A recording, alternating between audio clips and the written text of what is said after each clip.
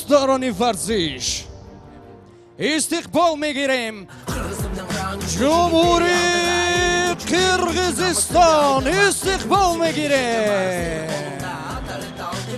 Asagel borun ağlayım seni mana satamdın arba oldosun tike qarab iyi götür başın жерге konbosun tırış var öz kolunda ot kuygonda жалындай esке alıp hiç unutma güç atasın tanımay günü түнү спортчу ала тер агызам ашыккан күнү түнү эр азамат алды көздөй ашыккан чыган жигит чапаянба алга жигит алдыга тур ордуңан кыран жигит кылар ишиң алдыда күнү түнү спортчу ала тер агызам ашыккан күнү түнү эр азамат алды көздөй ашыккан чыган жигит чапаянба алга жигит алдыга тур ордуңан кыран жигит кылар ишиң алдыда.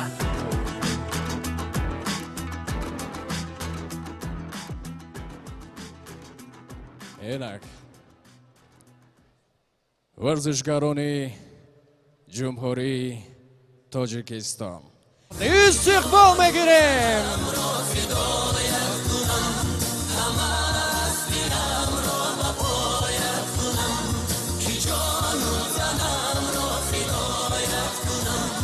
جمهوری تاجیکستان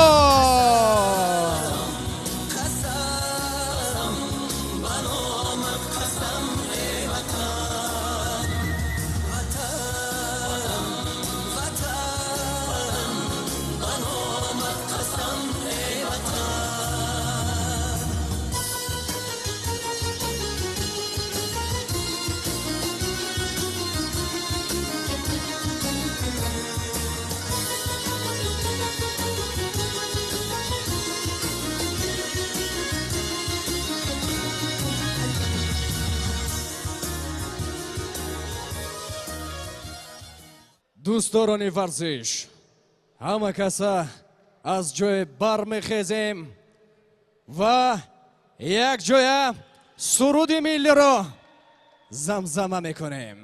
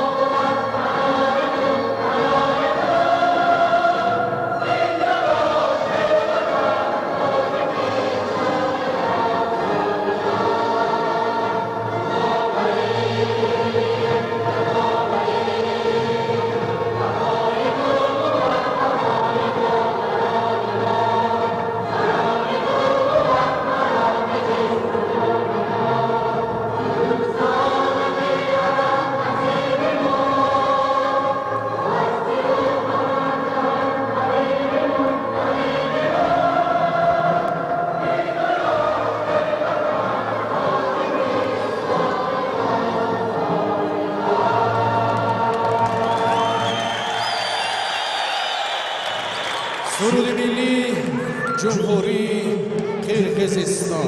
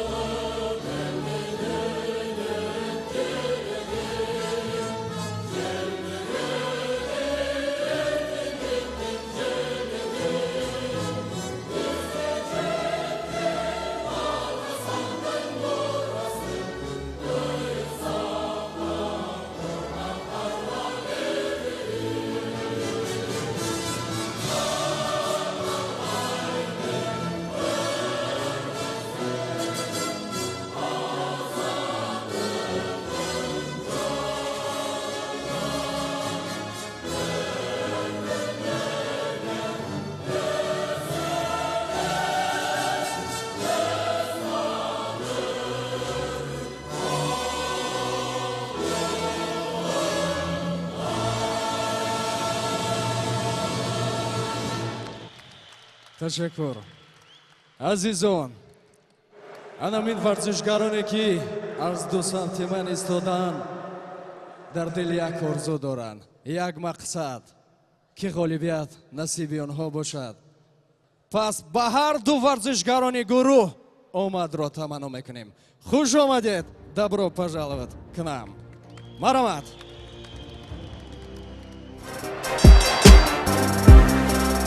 кунҷи кабуд варзишгар ва намоянда аз ҷумҳурии қирғизистон дар вазни 57 килограмм истиқбол мегирем Нурлан Улу Эрзад.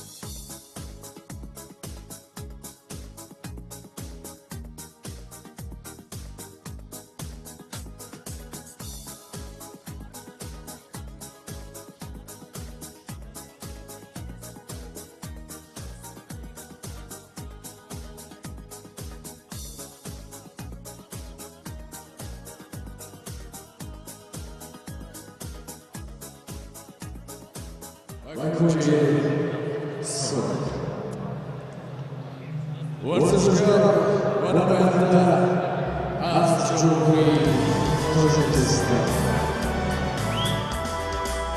Асалбек Қаландарбеков, Тоҷикистон.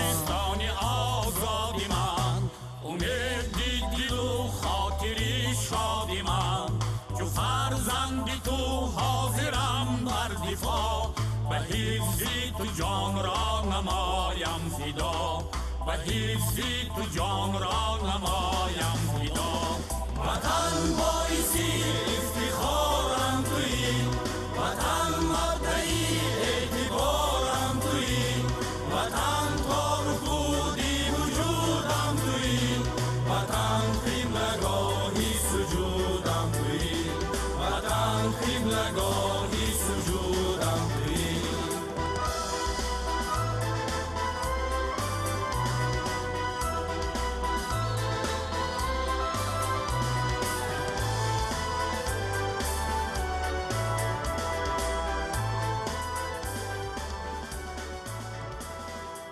варзишгар 19 сол аст, дар вазни 57 килограмм, қадаши 160, се бозӣ, се ғолибият, номзади устоди варзиш воҳид ба самбои муҳорибавӣ, чемпиони ҷумҳурии Қирғизистон Нурлан Улу Эрзад. салому самимият бар шумо бинандаҳои азизу арҷманди шабакаи телевизионии варзиш. ба маҷмӯаи варзишии кумитаи андози назди ҳукумати ҷумҳурии Тоҷикистон хуш омадед.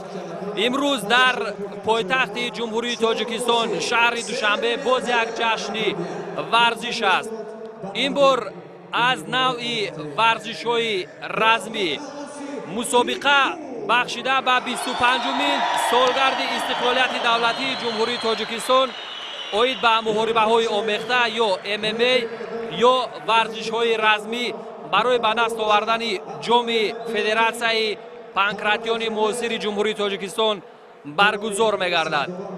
ва ҳамакнун ин ду ҷуфте ки дар ин шом аввалин сабқатҳоро ифтитоҳ мекунанд ё ба рақобат мепардозанд. ёдовар мешавем ки аз Қирғизистон як даста ва аз ҷумҳурии Тоҷикистон як дастаи дигар рӯи ҳам қарор хоҳанд гирифт ва ба ибораи дигар ин навъи рақобатҳо ё мусобиқотро фейс ту фейс мегӯянд ва ин довари дараҷаи байналмилалӣ оид ба муҳорибаҳои омехта Нозим Абдураҳмонов аст ки ба онҳо аз қонуну қоидаҳои умуман ин навъи варзиш як иттилоъ медиҳад ва акнун рақобат шурӯъ мегардад. дӯстони азиз, نورلان اولو ارزاد از جمهوری همسایه قرقیزستان می باشد و اسلبک قلندربکوف این نماینده جمهوری تاجیکستان 22 سال دارد، 57 کیلو می باشد و 1 متر و 57 سانتی متر قد دارد. نماینده کشوری قرقیزستان باشد. نورلان اولو ارزاد 19 سال دارد، 57 کیلو، 160 یا 1 متر و 60 سانتی متر قامتش می باشد. 3 وخوری گذرانیده است در نوع ورزشی سامبوی محاربوی و هنوز ناکامی ندارد. و در اینجا از جانب مربیان و نفرانی که از گوشه و کنار این ریگ این ورزشگران را دستگیری میکنند هر گونه نداهای پرحرارت شنیده میشود که باید به این دست کار کرد یا به آن دستی چپ یا راست کار کرد. و خاطر رسان میکنه بیننده های عزیز و ارجمند که این مسابقات در گوشه و کنار مقیاس عالم با نام های مختلف برگزار میگردند و از همه نوع معمولش این MMA می باشد و این از چون فدراسیای پانکراتیون معاصر جمهوری تاجیکستان این نمودی ورزش را برگزار کرده ایستاده است. در اینجا یک اطلاع در مورد پانکراتیون معاصر میدهیم که پانکراتیون معاصر از رشته یا نوع آخری ورزش های رزمی می باشد که اومن در این نوع ورزش اومن ضربه های ممنوع نسبتا کمتر است و بیشتر به هر نوعی که می توانند ورزشگران ضربه به جانب حریف بگذرانند رایج است.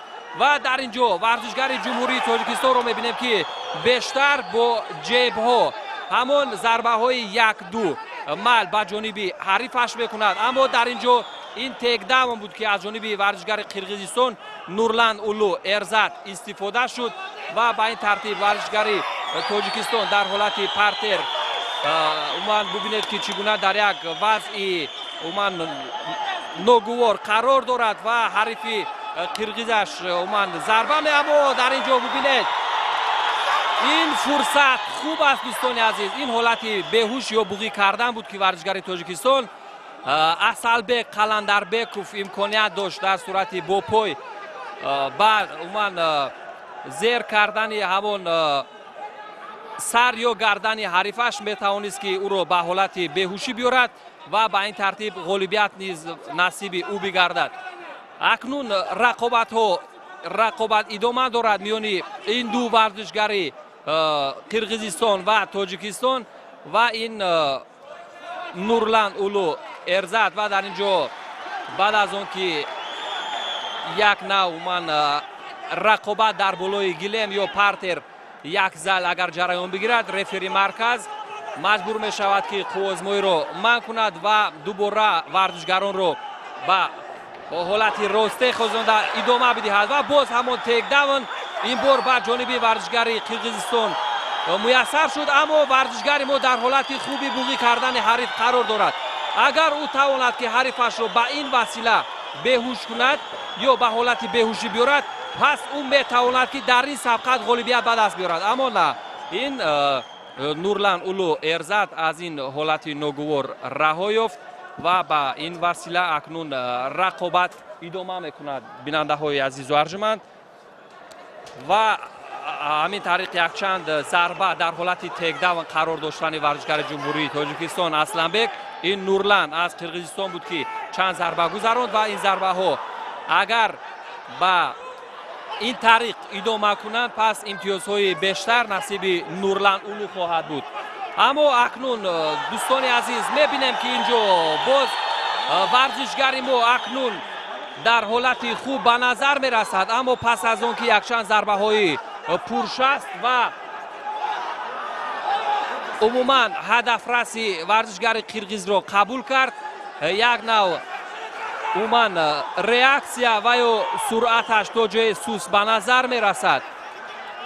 با وجود این او ضربه میزند، ضربه های او به هدف میرسد و همین طریق اکنون در اینجا این ورزشگری تاجیکستان بود که به هجوم گذشت، اما بنابر سبب اون که یک کم من بینی او جراحت برداشت در اینجا داور مرکز ناظم عبدالرحمانوف مجبور شد که قوازمایی را منع کند و پس از چند لحظه دیگر رقابت ادامه خواهد کرد.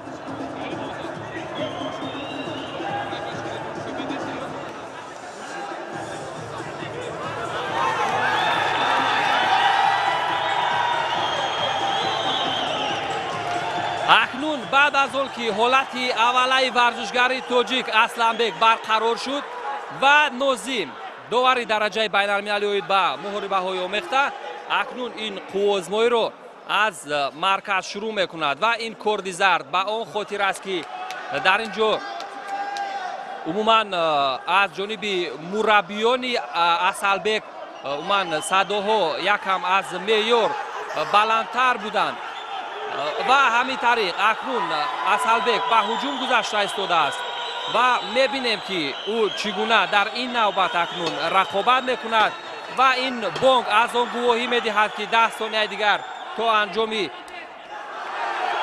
این قسمت رقابت باقی مانده است. همین طریق دوستان عزیز به انجام رسید قسمت یکمی رقابت. پس از چند لحظه دیگر در قسمت دومی رقابت با شما خواهیم بود.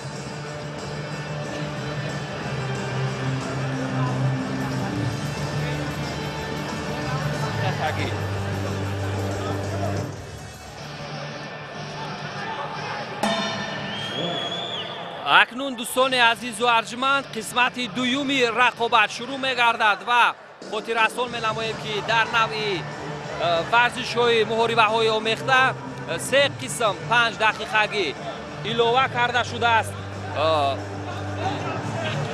و اکنون قسمت دومی رقابت میان ورزشگری قرقیزستان نورلان اولو ارزت و حریف او که از جمهوری تاجیکستان می باشد اسلامبek قلندربekov می باشد.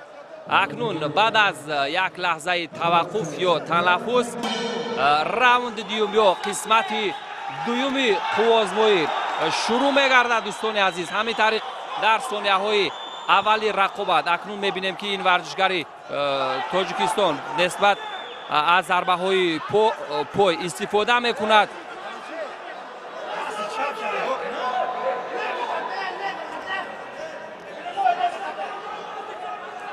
و به این طریق اگر سرعت و حرکت او در قسمت دوم بیشتر بگردد و بیشتر با دست انا همین گونه کار کند و اگر آنها به نشان برسند او میتواند که این حریف قرقیزستانی خود را در اینجا من بازانو شناند و اکنون در اینجا شاید ورزشگر قرقیز تسلیم شود چون ورزشگر تاجیکستان در یک حالتی بسیار خوب قرار دارد.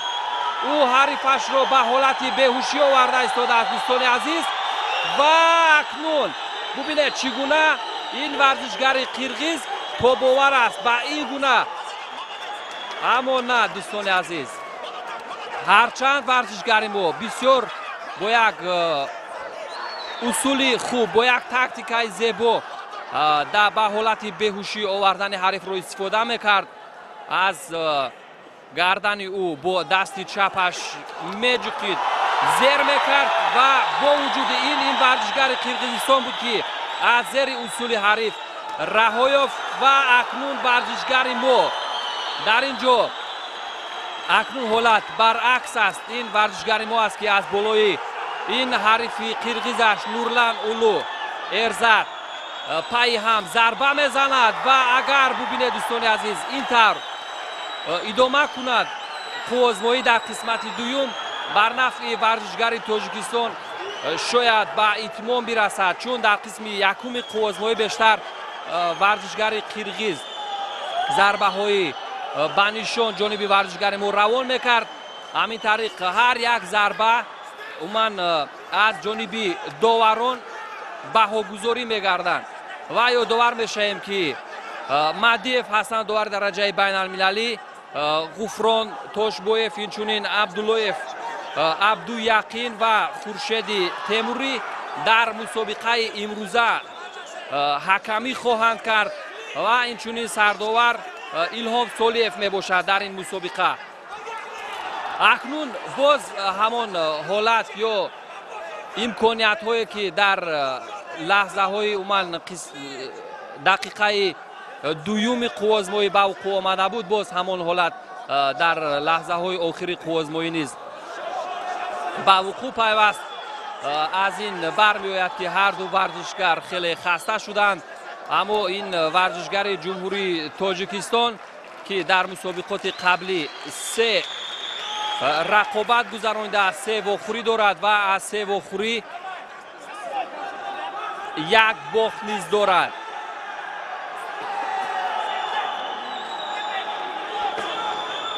بعد از اون که اسلبک قلندربکوف توانست که یک حالتی بهوشی یا بوغی کردن حریف را خوب استفاده کند، یک نوع حریفش تا جای من ببینید که سرعت یا ریاکسیون حرکتش یکم دیگر شد. همین طریق این ورزشگر ما است که بیشتر به خط هجوم میگذرد، اما از آن که ورزشگران یک نوع عقب نشینی میکنند، این از آن گواهی میدهد که این ورزشگران یعنی تا جای خسته نیز شدند. و دوستان عزیز، این نورلند که 19 سال دارد، همگی در نوع ورزش های سامبوی محاربوی بیشتر اشتراک کرده است و چمپیون قرقیزستان نوید به سامبوی محاربوی می باشد و ورزشگر جمهوری تاجیکستان نیز در نوهای ورزشی سامبوی محاربوی نیز تجربه و ملکه بلندی کسبی دارد. این چونی در نوهای دیگری ورزش های رزمی نیز اشتراک کرده است و باز همون حالتی بهوشی یا بوغی کردن حریف به اسلبک امکانیت فراهم می‌آورد. اما شاید این بار بخت برای او بخندد، چون به هر دو دستان حریفش را یک زل اومن زیر فشار قرار میداد. اما این ورزشگری قرقیز را ببینید که چون من در یک حالتی سخت من گرفتار می شود، یعنی به هر وسیله از زیر اصول حریف کناره می جوید. به همین طریق دوستان عزیز و ارجمند، این قسمت دویم بود که به انجام رسید. 5 دقیقه قسمت دویم نیز به انتها رسید و می توان گفت که این قسمت رقابت بر نفع ورزشگر تاجیکستان بود، چون که او بیشتر ضربه های به هدف یا به نشان سوی ورزشگر قرقیزستان نورلند روانه میکرد، اما با وجود این یک چند اصول بهوش کردن را نیز استفاده میکرد که اینها نیز عین مدعا و باعث اجرا کردن باعث خالگذاری برای او میگردد دوستان عزیز. و همین طریق میبینیم که مربیانش به ورزشگری تاجیکستان اسلمبک از حرکت، اصول و تاکتیکه های ضربه گذرانیدن جانب حریف یک مشورت میدهند و اکنون میبینیم که بعد از تنفس قسمت دوم این رقابت چگونه صورت میگیرد.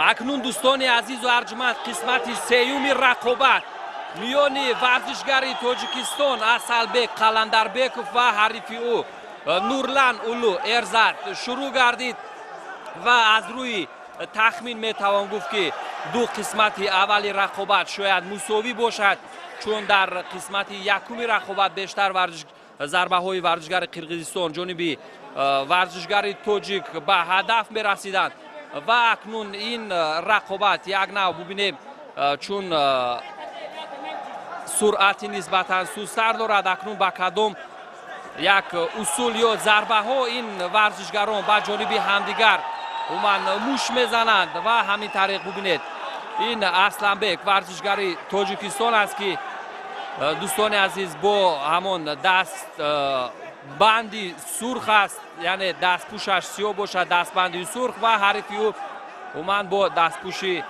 کبود رقابت دارد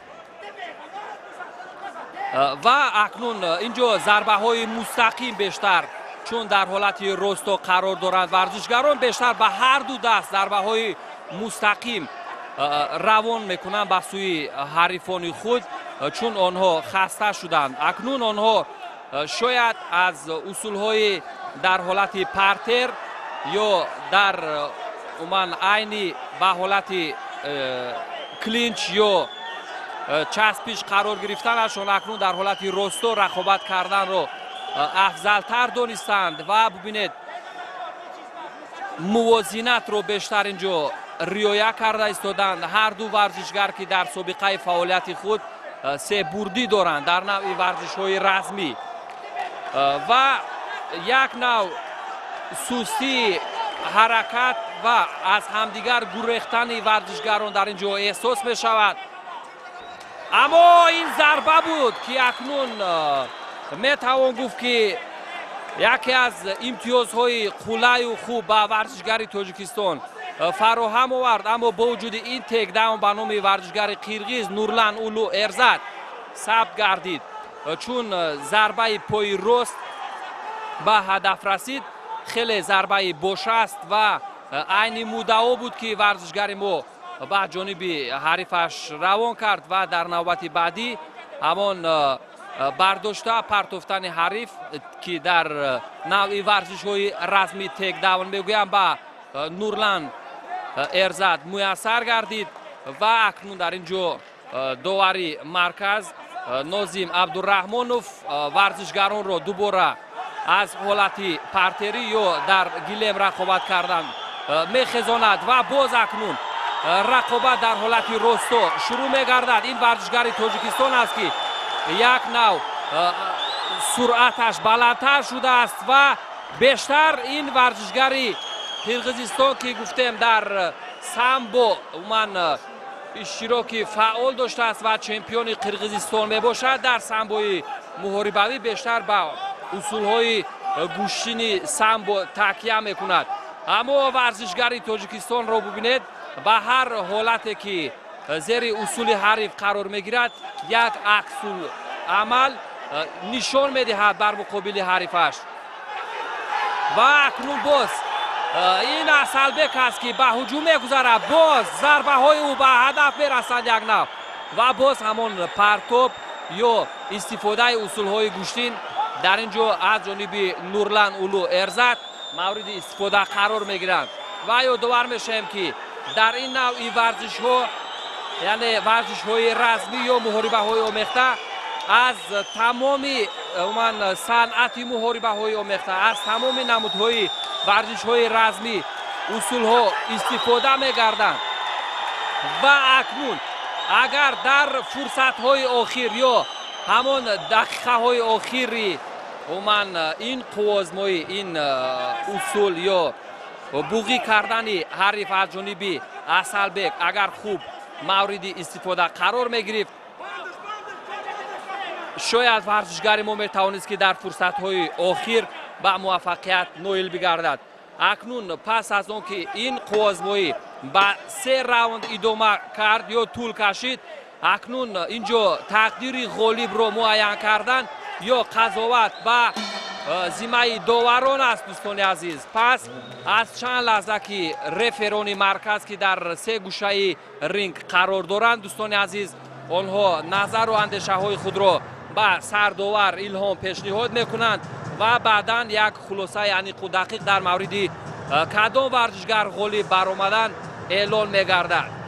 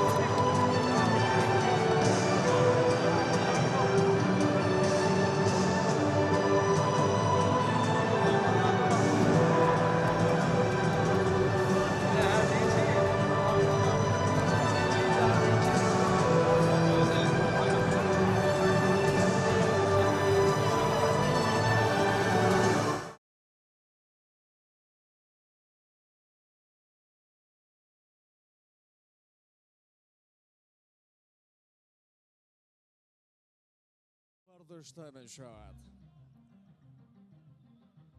اینک غالبیت و ورزشکار که این غالب در نخستین آزمایشی که در این شام برگزار گردید این ورزشکار جمهوری قرقیزستان نورلان اولو ارزاد بود که توانست در دیدار امروزه در مسابقاتی که بخشیده به 25 سالگرد استقلالیت دولتی جمهوری تاجیکستان برگزار گردید برای به دست آوردن جام فدراسیون پانکراتیون معاصر جمهوری تاجیکستان این ورزشکار قرقیزستان غالبیت به دست آورد و پس از برگزاری هر یک رقابت دوستان عزیز و ارجمند مراسم مکافات سپاری برگزار می‌گردد و این ورزشکار جمهوری قرقیزستان نورلان اولو ارزاد برای اشغال جای یکم با مدال و افتخارنامه قدردانی می‌گردد و ورزشکار جمهوری تاجیکستان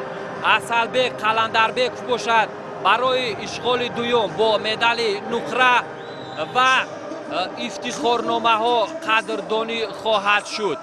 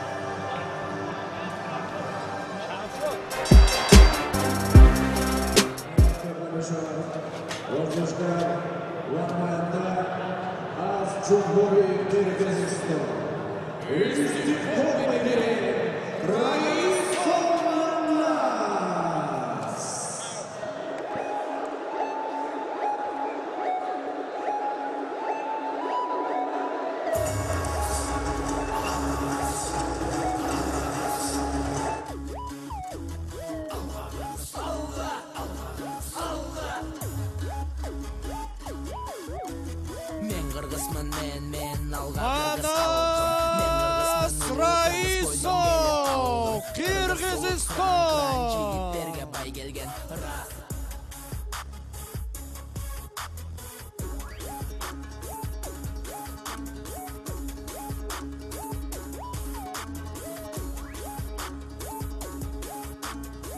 و کنج سرخ استقبال میگیریم سلطان عبدالله.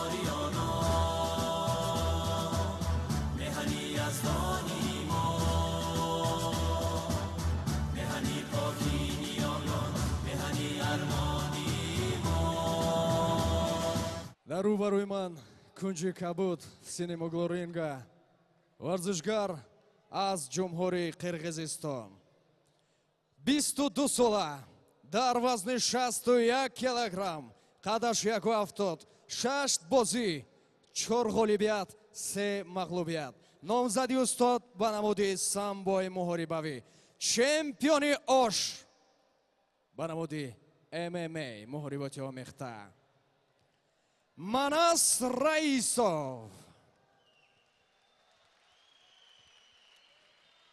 Kunji Surx в красном углу ринга. ورزشکار از جمهوری تاجیکستان نامزدی استادی ورزش به نماد MMA محارباتی آمیخته 4 عبدالله سبحان با تخلصی سکارفه هواداران یا طرفداران ورزش‌های رسمی ادامه می‌یابد سبقت و یا رقابت میان دو تیم قرقیزستان و тоҷикистон оид ба варзишҳои размӣ ё муҳорибаҳои омехта ва ин варзишгари қирғизистон ки бо дастпӯши кабуд аст Манас Раисов мебошад ва варзишгари тоҷикистон бо шорти сафед ва дастпӯши сафед Субҳон Абдуллоев. Варзишгари қирғизистон 22 сол дорад, 61 кило вазн ва 1 метру 70 сантиметр қадаш мебошад ва ин варзишгари тоҷикистон 19 сол, 3 сол аз варзишгари қирғиз хурдтар аст ва вазн 1 аст, 61 кило ва 1 метру 68 сантиметр қаду қомати варзишгари тоҷикистон мебошад ва акнун дар ин ҷо як бубинед зарбаи пои рости варзишгари тоҷик бисёр ба ҳадаф наздик буд. ин ҳама зарбаҳое ки ба ин тариқ зада мешаванд ё зарбаҳои мустақим ё зарбаҳои умуман дар ҳамон тариқи ҷеб чун ба ҳадаф мерасанд аз ҷониби доварон як хол баҳогузорӣ мегарданд ва зарбаҳое ки нисбатан бо як таври акробатикӣ бо як тарзе ки умуман варзишгар ягон элементи махсусро иҷро мекунад ба он зарбаҳо ду хол дода мешавад ва текдаун бошад, текдаун низ як хол дода мешавад. акнун инҷо ин варзишгари тоҷикистон ҳарчанд дар болои гилем бошад бубинед чӣ гуна ҳаракатҳои хуб дорад ва ин Манас аст ки аз зери зарбаҳои ӯ умуман мегурезад ва акнун Субҳон Абдуллоев номзади устоди варзиш оид ба самбои муҳорибавӣ аст ва варзишгари ҷумҳурии Қирғизистон низ номзади устоди варзиш оид ба самбои муҳорибавӣ ва чемпиони Қирғизистон оид ба ММА мебошад. акнун дар ин ҷо як нав ба ҳолати текдаун наздикӣ дошт усули ё ҳаракати варзишгари Қирғизистон, аммо ин Субҳон буд ки аз зери усули варзиш раҳо ёфт. боз рақобат дар ҳолати росто ҷараён мегирад, зарбаҳои 1-2 дар ҳолати ҷеб ва мустақим аз ҷониби варзишгари тоҷик бидуни натиҷа ба анҷом расид ва дар ҳолати умуман росто акнун масофа ё мувозинатро миёни ҳам варзишгарон идора мекунад ва ин зарба аз умуман дар ҳолати сад эҷод кардан бо дастон аз ҷониби Манас рафт гардид. ӯ хуб пайхаст кард самти зарбаи варзишгари тоҷикро, аммо зарбаи мустақими ӯ ду дафъа ба ҳадаф расид. инчунин зарба бо зону низ гузаронид ки инҳо метавонанд болои имтиёзҳои ӯ имтиёзи дигаре зам кунанд. акнун ин рақобат як нав ҷаззобу ҷолиб ва диданӣ сурат мегирад, чун як суръати зебо, як суръати бисёр тез низ дорад ва фурсатҳо ё дақиқаи охири қувозмоӣ аст. дӯстони азиз, дақиқаи чорум аст ва ин варзишгари тоҷикистон акнун бояд текдаун кунад ва ин имтиёз мегирад. акнун варзишгари тоҷикистон имтиёз ба бор овард ва қувозмоӣ акнун дар ҳолати партер шояд ҷараён бигирад, чун мо дидем ки Манас Раисов варзишгари Қирғизистон дар ҳолати партерӣ умуман нахост ки кор кунад ва акнун шояд усули хафа кардан ё лад додани дасти ҳариф дар ин ҷо мавриди истифода қарор бигирад аз ҷониби яке аз варзишгарон. дар ин ҳолат варзишгари тоҷик қарор дорад, чун дасти рости ҳарифашро хуб дошта истодааст ва акнун бубинед дӯстони азиз, ин Манас аст ки як нав раҳоӣ ҷуста истодааст аз умуман тарзи ҳаракати варзишгари тоҷик ва дақиқаи охири қувозмоӣ низ шурӯъ мегардад. дӯстони азиз, ва акнун ҳолати росто ва боз акнун аз зарбаҳои пои рост ин варзишгари тоҷик бо пои чап зарба хоҳад гузаронид, аммо ин зарбаи мустақими пой буд ё лоукик мегӯянд ки ба ҳадаф нарасид ва боз акнун ин текдаун шуд. дӯстони азиз, текдаун аз ҷониби Субҳон Абдуллоев буд варзишгари тоҷик ва имтиёз барои ӯ ба бор овард. акнун варзишгари қирғиз барои дар ҳолати беҳушӣ ё буғӣ кардани ҳарифаш як имконият дорад, аммо то куҷо аз ин имконият истифода мекарда бошад. Ва ин Субҳон аст дӯстони азиз, ки аз зери усули ҳариф раҳо ёфт ва акнун зарбаҳо мегузаронад. 10 сония дигар то анҷом боқӣ мондааст.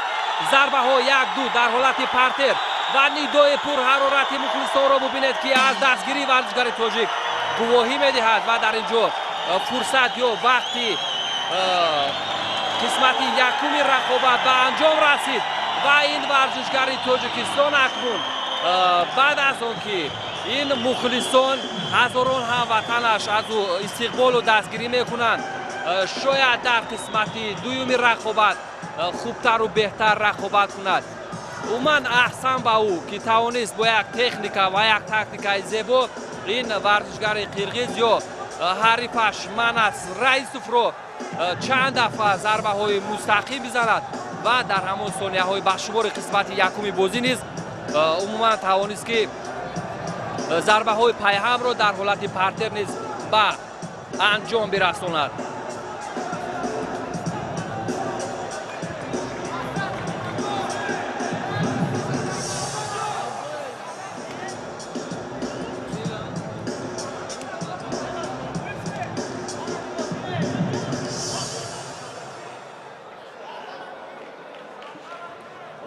акнун дӯстони азизу арҷуманд қисмати дуюми рақобат шурӯъ хоҳад шуд дар қувозмоии овохӯрии дуюми мусобиқаи имрӯза ки миёни ду тим Тоҷикистону Қирғизистон идома дорад. Манас Раисов, ки бо дастпӯши кабуд аст, ва ҳарифи ӯ Субҳон Абдуллоев. ин варзишгари мизбон аст, 19 сол дорад ва Манас варзишгари меҳмон 22 сол. акнун варзишгарон як нав ҳаракатҳои ҷаззобу ҷолиби худро дар инҷо ба мараз гузоштанд ва боз дар инҷо аз ҳар гуна мураббиёне ки дар инҷо садоҳо баланд мекунанд ба ҷониби шогирдонашон, ки зарбаҳои лоукик ё мустақим ба ҷониби ҳариф бизананд ва ҳамин тариқ варзишгари тоҷик ва қирғиз ҳарду дар як ҳолат қарор доранд. варзишгари тоҷик ҳам аз гардани ҳарифаш доштааст ва ин варзишгари қирғиз низ ба ҳамон тариқ. ин як ҳолате аст, ки ба ҳарду варзишгар як зайл буд ва варзишгари тоҷик аз ин ҳолате, ки зери умуман дошти ҳариф қарор дошт, раҳоӣ ёфт ва акнун зарбаҳо мегузаронад. ин зарбаҳои бо шастию ба ҳадаф мерасанд. агар варзишгари қирғиз таслим нашавад, шояд умуман ин зарбаҳо ӯро ба ҳолати беҳушӣ биёранд. зарбаҳои варзишгари тоҷик Субҳонро дидем, ки чӣ гуна яке паси дигаре ба ҳадаф мерасиданд ва акнун имтиёзоти ӯро барои пирӯзӣ дар ин қисмати рақобат бештар хоҳанд кард. ва акнун боз Субҳон зарбаҳои пайҳам ба ҷониби ҳарифаш мегузаронад. дӯстони азиз, бубинед чӣ гуна хубу умуман бо шаст ва мустақим ба рӯи ҳарифаш мерасанд.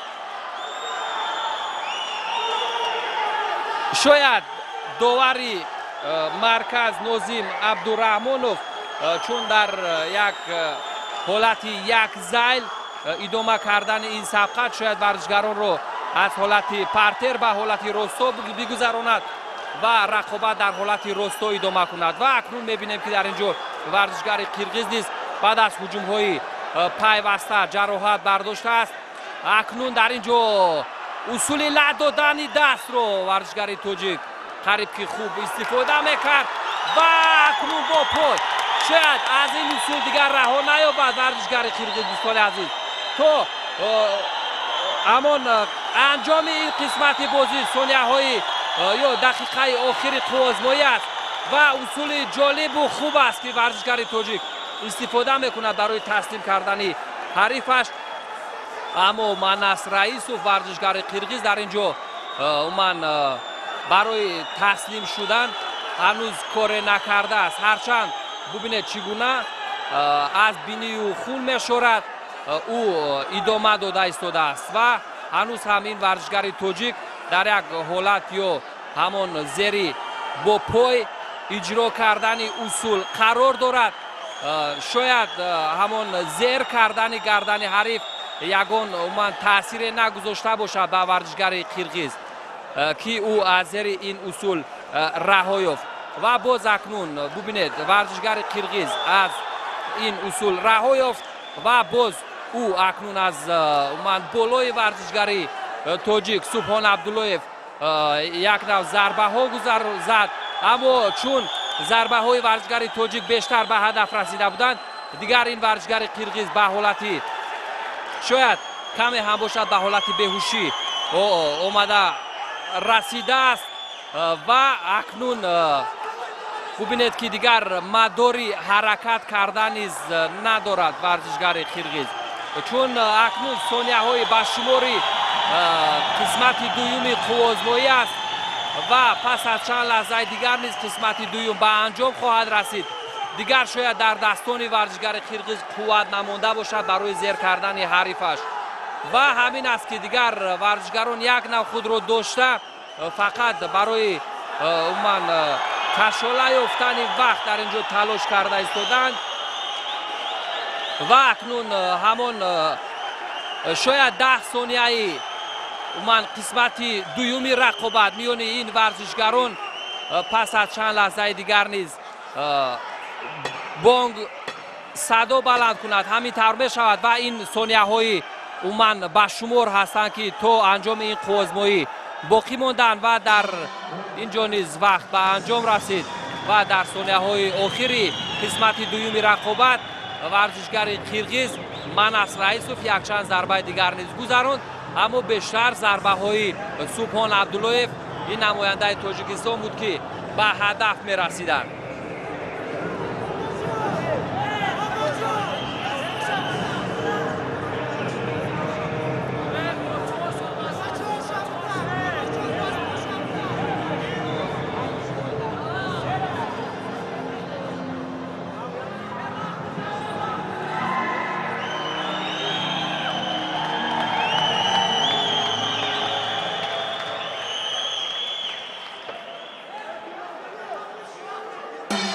پنج دقیقه قسمت سیومی رقابت باقی مانده است دوستان عزیز و میبینیم با هم که در واخوری دویومی امروزه منس رئیسوف ورزشگر 22 ساله قرقیزستان چمپیون قرقیزستان اوید به صنعت محاربه های آمیخته یا MMA و سبحان عبداللهیف ورزشگر 19 ساله تاجیکستان نامزد به استادی ورزش اوید به سامبوی محاربوی در قسمت سیومی رقابت ورزشگران خیلی خسته به نظر می رسند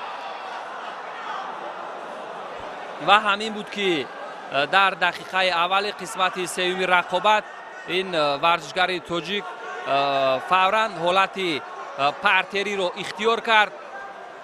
شاید در حالت پرتری اگر یگان اصولی بوغی کردن، خفه کردن یا بیهوش کردن رو در نقشه داشته باشد و اگر مورد استفاده قرار بدهد شاید پیروزی نصیبی او بگردد، چون در دو قسمتی اولی و خوری بیشتر ورزشگر تاجیک فعال بود و اکنون از ضربه های یک دو استفاده میکند، هم با دستی چپ و هم با دستی راست.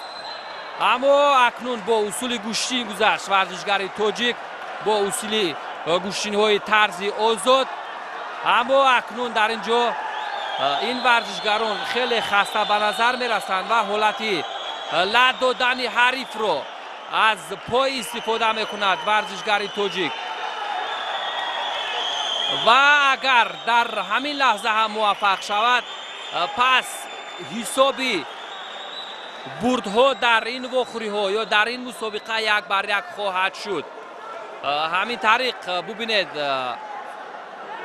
از گوشه و کناری رینگ نیز هر گونه صداها نیز به گوش میرسند که شاید این گونه حرکت یا این گونه اصول هایی که در بالای گلیم ورزشگران مورد استفاده قرار داده ایستادند این به خاطر نفس راز کردن یا یک نوع به حالتی اوله ورزشی خود оварда расонидан уман тактика ё уман техникаро истифода карда бошанд. ин дигар ҳамон усул ё ҳаракатҳои тактикӣ аст ки аз ҷониби варзишгарон дар ҳамон қисмати охири қуввозмоӣ ба шумор мерасад, ба шумор меравад ва ба чашм мерасад ки мо шумо низ тамошо мекунем. ва акнун зарбаҳоро бубинед ки чӣ гуна суръат низ то ҷое суст дорад. бале хаста ё мондагии варзишгарон бар аъло эҳсос мешавад. ва бубинед дӯстони азиз, боз акнун ин ҳолати беҳуш кардан ё буғӣ кардан акнун аз ҷониби варзишгари қирғиз бармаҳал истифода карда шуд ва Манас Раисов низ тавонист дар дуюмин вохӯрии имрӯзаи дастаҳои Қирғизистону Тоҷикистон ғолибият ба даст биёрад. ва акнун пас аз чанд лаҳзаи дигар низ маросими мукофотсупорӣ баргузор хоҳад шуд.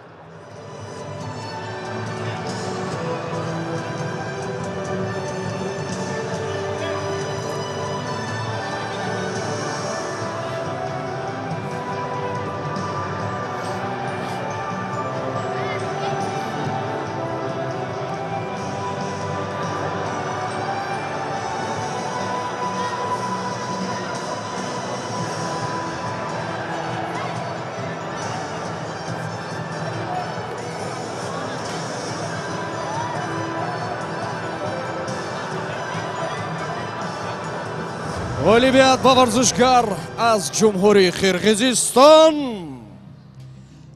Манас Раисов дода мешавад.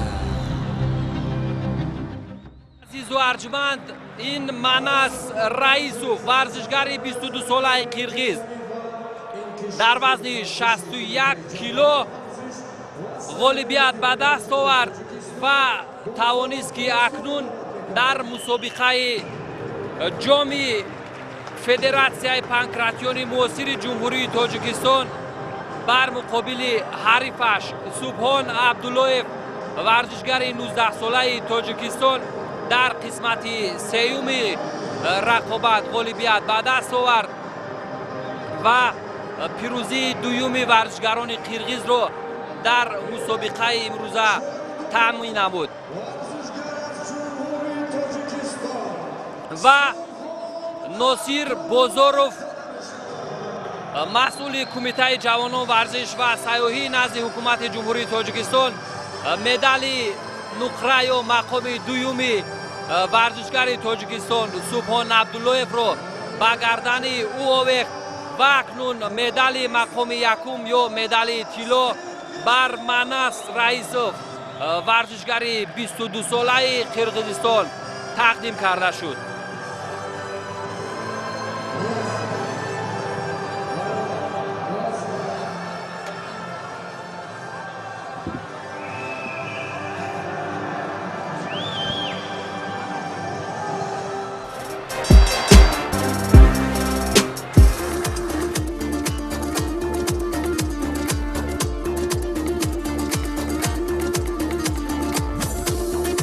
Азамат улу Нурмат Қирғизистон.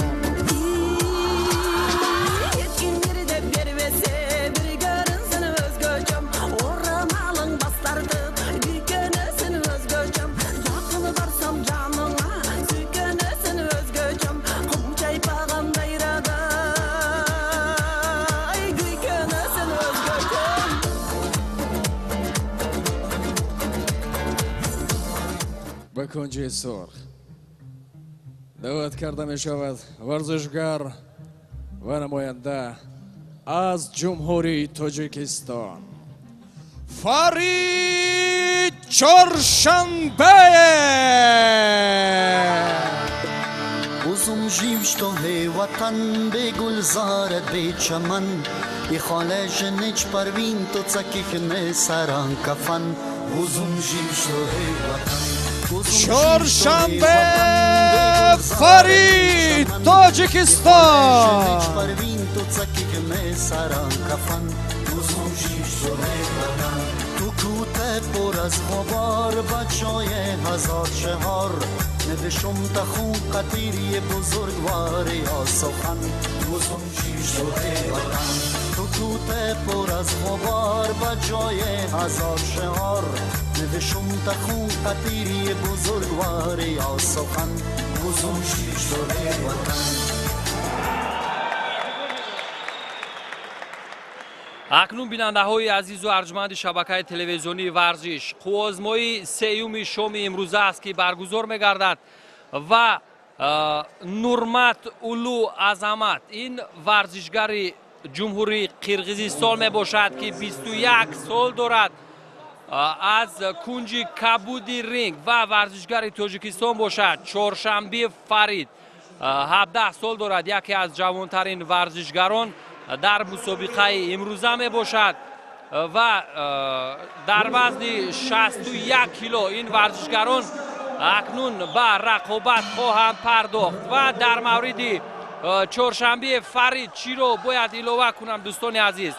او در مشق‌های تعلیمی و آموزشی یا همان مشغولیت‌های ورزشی که در صحرا با ابتکار فدراسیون پانکراتیون معاصر جمهوری تاجیکستان در سر خسر شده گذاشتند فعالانه اشتراک داشت و طبق اطلاع خودش او قبل از این در چند نوع ورزش دیگر نیز فعالیت کرده است.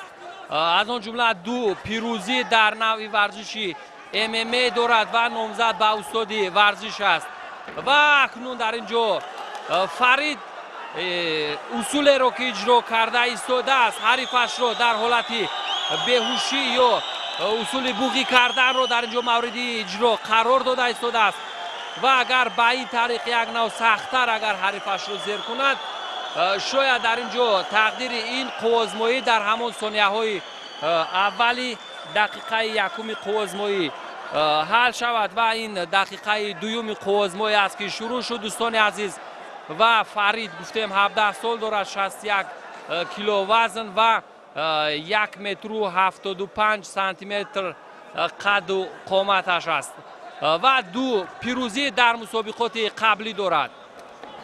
ورزشگر قرقیز نورمحمد اولو عظمت باشد 1 متر و 70 سانتی متر است و 3 پیروزی پایهم دارد در سابقه کاریش یا در فعالیت ورزشیش هنوز باخته ندارد. استادی ورزش اوید به اوشو سنده و کیک باکسینگ می باشد. ورزشگر قرقیز که همکنون در حالت نسبتاً خوبتر و ضربه که با سر میزنند ورزشگران ممنوع است و اکنون این داوری مرکز حسن مدیف داوری درجه بین المللی می باشد. اوید به محاربه های آمیخته و چمپیون جهان اوید به سامبوی محاربوی است.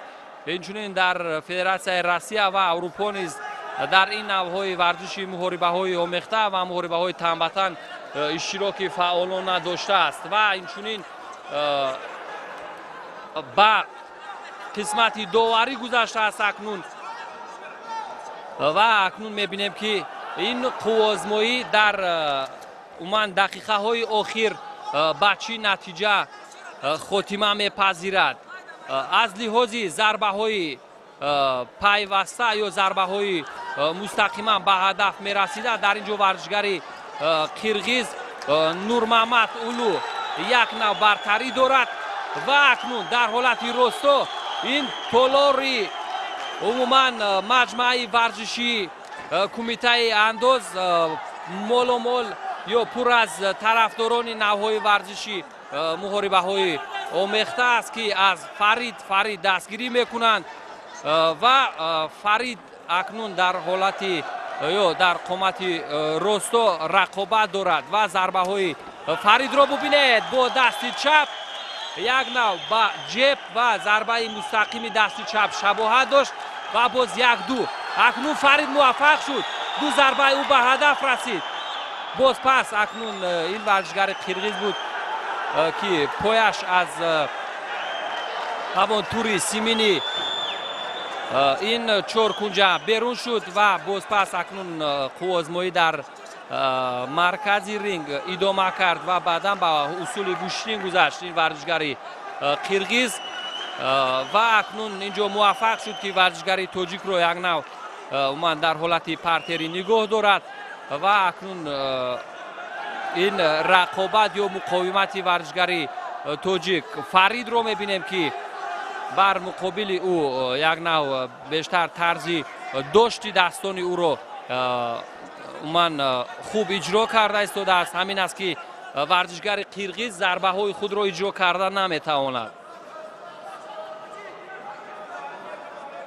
ва акнун бо дасти чап бо оринҷ зарбаи оринҷ ман аст дар навъи ин варзиш ва зарбаҳое ки ба ҷоғ зада мешаванд низ мамнӯъ ҳастанд мувофиқи қонуну қоидаи ин варзишҳои размӣ ва акнун варзишгари тоҷик бо вуҷуди зери ҳариф қарор доштанаш дар ин ҷо чанд зарбани зад ва сонияҳои башумор бонги ки баланд шуд акнун аз он гувоҳӣ медиҳад ки қисмати якуми уман ин рақобат ба анҷом расид ва пас аз як лаҳзаи танаффус дар қисмати дуюм Фарид Чоршанбиев варзишгари тоҷик бар муқобили Нурмаҳмад Улу Азамат рақобати худро идома хоҳад дод.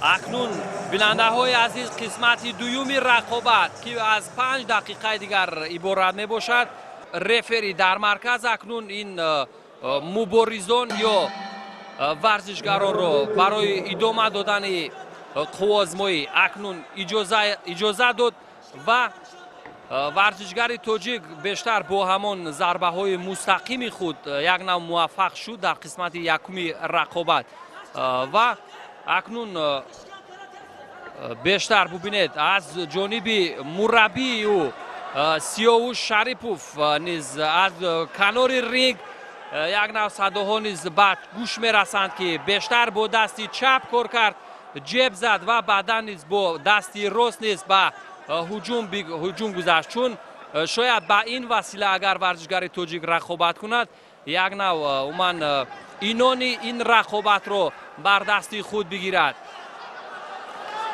аммо ан ҳамин гуна зарбаҳои мустақиме ки аз ҷониби варзишгари тоҷик Фарид баъд сӯи ҳарифаш равон карда шуданд агар бештар бошанд пас дар ин ҷо ғолибият ба ӯ наздикӣ хоҳад кард.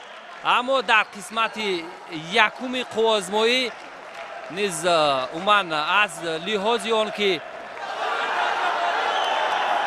умуман шумориши имтиёзҳо дар анҷоми қисмати сеюм мебошанд, уман наметавон гуфт ки бо кадом шумора ё бо кадом ҳисоб кадом варзишгар дар пеш аст. акнун боз инҷо зарбаҳо аз масофае ки варзишгарон риоя мекунанд зада мешавад. ҳолати мувозинатиро варзишгарон хубтар дар ин ҷо риоя мекунанд ва дар навбати худ ҳар кадом бо имконияти даст дода зарбаҳо мегузаронанд. мо дар ин ҷо лоу-кикро камтар мебинем ва ин текдаун буд ки аз ҷониби Нурмаҳмад истифода шуд. Улу Азамат тавонист ки чанд дафъа текдаун кунад, 2 дафъа ҳарчанд тамошо карда бошем дар қисмати якуми рақобат ва ин дафъаи якум буд ки дар қисмати дуюм текдаун иҷро шуд аз ҷониби Азамат варзишгари қирғиз ва инҳо агар қувозмоӣ ба ҳамин натиҷа то анҷом идома кунад пас ғолиб аз ҳисоби имтиёзҳое ки ба туфайли чунин усулҳо ё зарбаҳо ё иҷрои банду уман усулҳои ин навъи варзиш иҷро мекунанд ба вуҷуд хоҳад омад. акнун дар ҳолати партер ё дар болои гилем бубинем ки акнун варзишгарон ба чӣ муваффақ мешавад.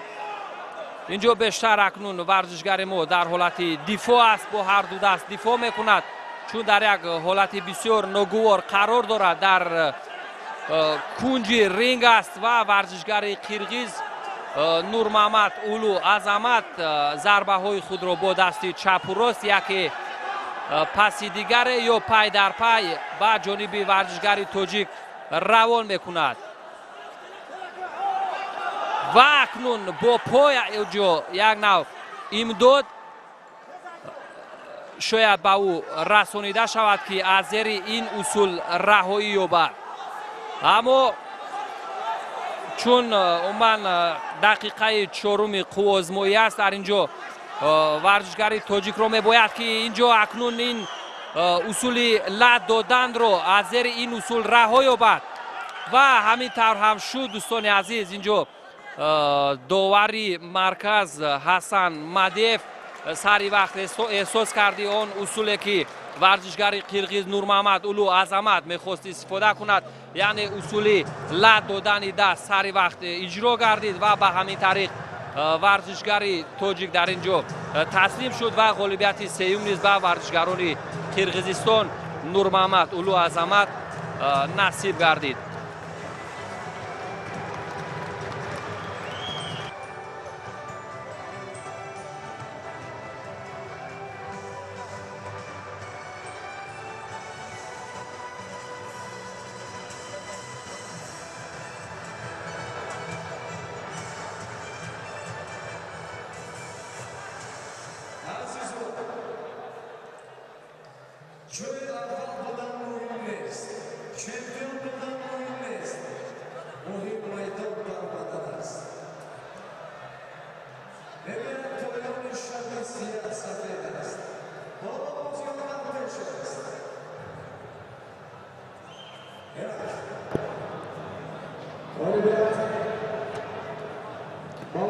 اکنون دوستان عزیز و ارجمند، در اینجا غالبیت رسما به ورزشگری قرغیزستان نور محمد اولو عظمت اعلان کرده شد و یادآور بشیم که این سومین ورزشگر قرغیز بود که در مسابقه امروزه غالبیت به دست آورد و اکنون پس از چند لحظه دیگر مراسم مکافات سپاری برگزار می‌گردد و یادآور میشیم که این قوازمایی تا عموما دو راوند ادامه کرد و ورزشگری قرغیز در همان دقیقه چهارم قسمت دوم رقابت توانست که با اصول لد دادن دستی ورزشگری تاجیک عموما او را به غالبیت دوچار کند و به این طریق با موفقیت این ورزشگر قرغیز نور محمد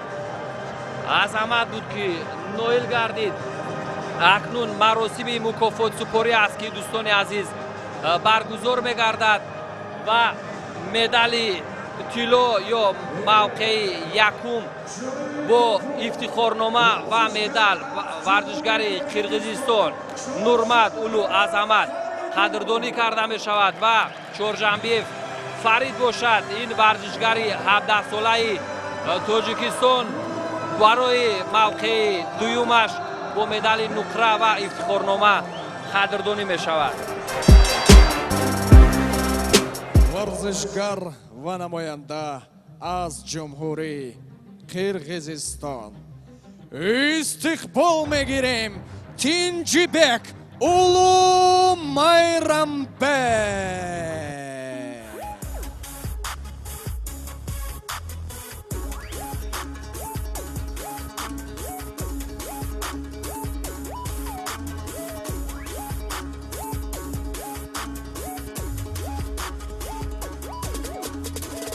Selim Milgerten Batırlarga bay gelgen Kıran jigitlerdi elim bağlap tank bergen Kırgız elim namız köylü namısına bek turgan Kılım garıp çılдар ötüp aldı gözde umtulgan Batırı Osman az çıkan batırı olgun balası Arasından Kırgızımdın çıkan taylak batırı Argay jerinin jerimden argim jeti jağından Çıkan baytik batırı Os kurman begi biz şadlan Bakınca sor даъват карда мешавад варзишгар ва намоянда аз ҷумҳурии Тоҷикистон.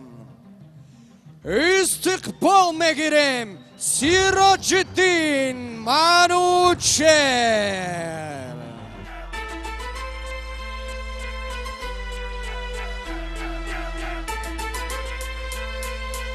Манучери Сироҷиддин, Душанбе, Тоҷикистон.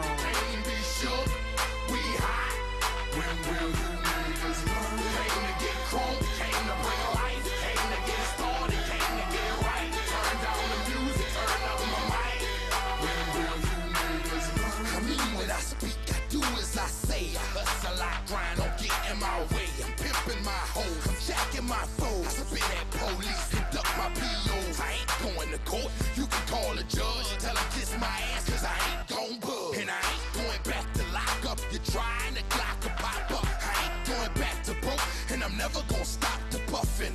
Not for nothing. The block, they need me. The streets, they need me. The club scene, nigga, it's mine, believe me. You don't believe me? Can't be touched, can't be stopped, can't be moved, can't be rocked, can't be shook. We hot. When will you niggas run? Came to get crunk, came to bring life. دوستان ارجمند، خصوصا نفرانی که همکنون به شبکه ورزش پیوستند، یادآور میشیم که شما گزارش ما رو از جریان برگزاری مسابقه بین المللی اوید به نوع ورزش های رزمی یا محاربه های آمیخته به عبارت دیگر MMA تماشا کرده ایستادید که این مسابقه برای به دست آوردن جام فدراسیون پانکراتیون معاصر جمهوری تاجیکستان برگزار می‌گردد و اکنون این دو ورزشگری که همکنون به بالای رینگ دعوت کرده شدند از کنج کبود ورزشگری کرغیزستان است و این شروع شوق به خاطر ورزشگری تاجیکستان بود. منوچهر سیروجیدین، ورزشگر 25 ساله تاجیکستان که همکنون آماده رقابت است و حسن مدیف داور در بالای رینگ می باشد و یادآور میشیم که ورزشگر کرغیزستان که از کنج کبود می باشد تینچتیکبек اولو майрамбек 21 سال دارد، 66 کیلو وزن و قدش 1 متر و 72 سانتی متر است. او در مسابقات عموما MMA آسیایی شروع کرده 2 غالبیت دارد و 1 باخت نیز در سابقه ورزشیش دیده می شود و از روی اطلاع مربیش گویا این ورزشگر نیز در این رشته ورزش نوکار است و این ضربه بسیار ضربه باشه، ضربه به هدف نزدیک بود و ببینید که در همان ثانیه های اول رقابت ورزشگری تاجیک منوچهر سیروجیدین توانست که با یک ضربه اومن بعد از آن که توپ خورده این ضربه اش رو زد، بعد از آن که اومن همدسته های او 3 خوازمایی پای هم باختند، این ورزشگری تاجیک اکنون به وجه آمده باشد گویا در همان ثانیه های اول خوازمایی انیخترش در ثانیه 25 یا 26 سبقت این خوازمایی را بر نفع ورزشگران تاجیک حل کرد و ما نیز او را تبریک میگوییم.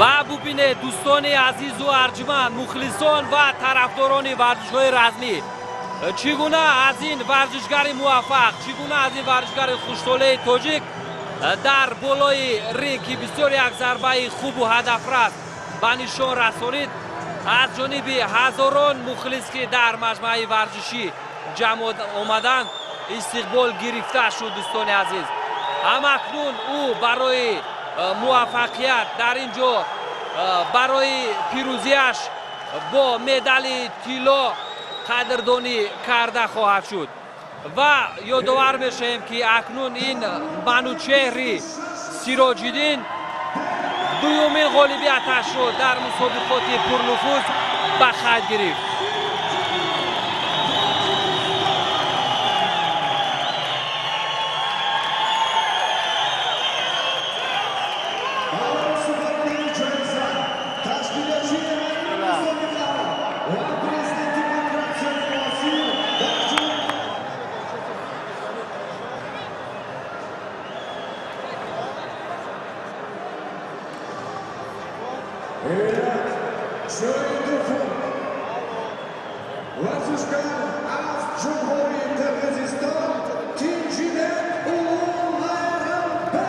و همین طریق دوستان عزیز از روی ترتیب ابتدا به ورزشگری که در این قوزمایی جای دوم را اشغال کرده بود با مدال نقره سرفراز گردانیده می شود و رئیس فدراسیون پانکراتیون معاصر جمهوری تاجیکستان رحیم زاده فرهاد افتخارنامه و مدال نقره را به ورزشگری قرغیز تینچتیکبек اولو майрамбек سپرد.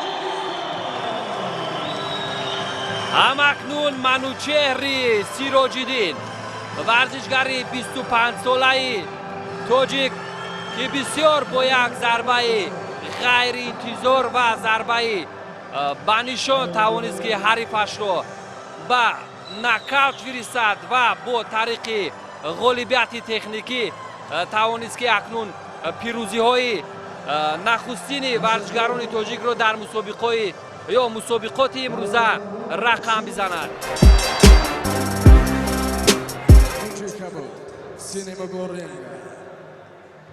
دعوت کرده می شود ورزشگر و نماینده از جمهوری قرقیزستان Турдибой Улу Нуржиги.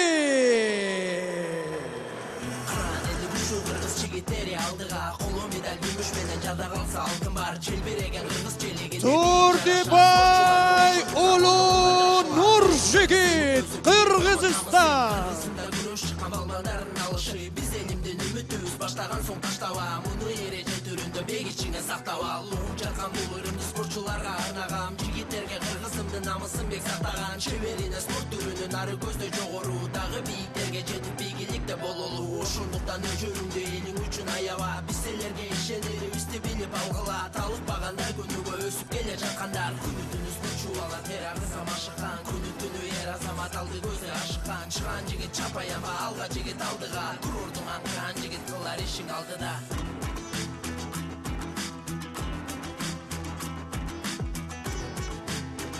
Итак, в красном углу ринга Бакунжи Сорг дa'vat karda мешавад варзишгар ва намоянда аз ҷумҳурии Тоҷикистон. Истиқбол мегирем Акмал Мамуров, Тоҷикистон. Город находит новые лица, мы позади. Там, где боль, я нахожусь, но еще живой. Там, где боль, я остаюсь самим собой. Боль, скоро нагрянет последний бой. Либо выживание, либо в землю с головой. Там, где боль, я нахожусь, но еще живой. Там, где боль, я остаюсь самим собой. Боль, скоро нагрянет последний бой. Либо выживание, либо в землю с головой. Годы уходят, на что потрачены были они. Город находит новые лица, мы позади. Смех, боль, грех, вниз, вверх. Но я настоя и настояв на своем, вспоминаю агонию. Да гори все огнем, и даже днем эта сила выше меня. Кого-то забрала уже, но знаю, выживу я. Не понимаете вы, когда коснется, тогда все поймут, но будет уже поздно. И все надежды... Дар рӯбарӯи ман варзишгар ва намоянда аз ҷумҳурии Қирғизистон. 24 сола, вазнаш 66 килограмм, тадаш 168. اکنون دوستان عزیز و ارجمند پیروزی یکمی ورزشگران تاجیک در مسابقه امروزه روی هم که میان دو تیم از کشور صاحب استقلال تاجیکستان و از جمهوری همسایه قرقیزستان برگزار می‌گردند.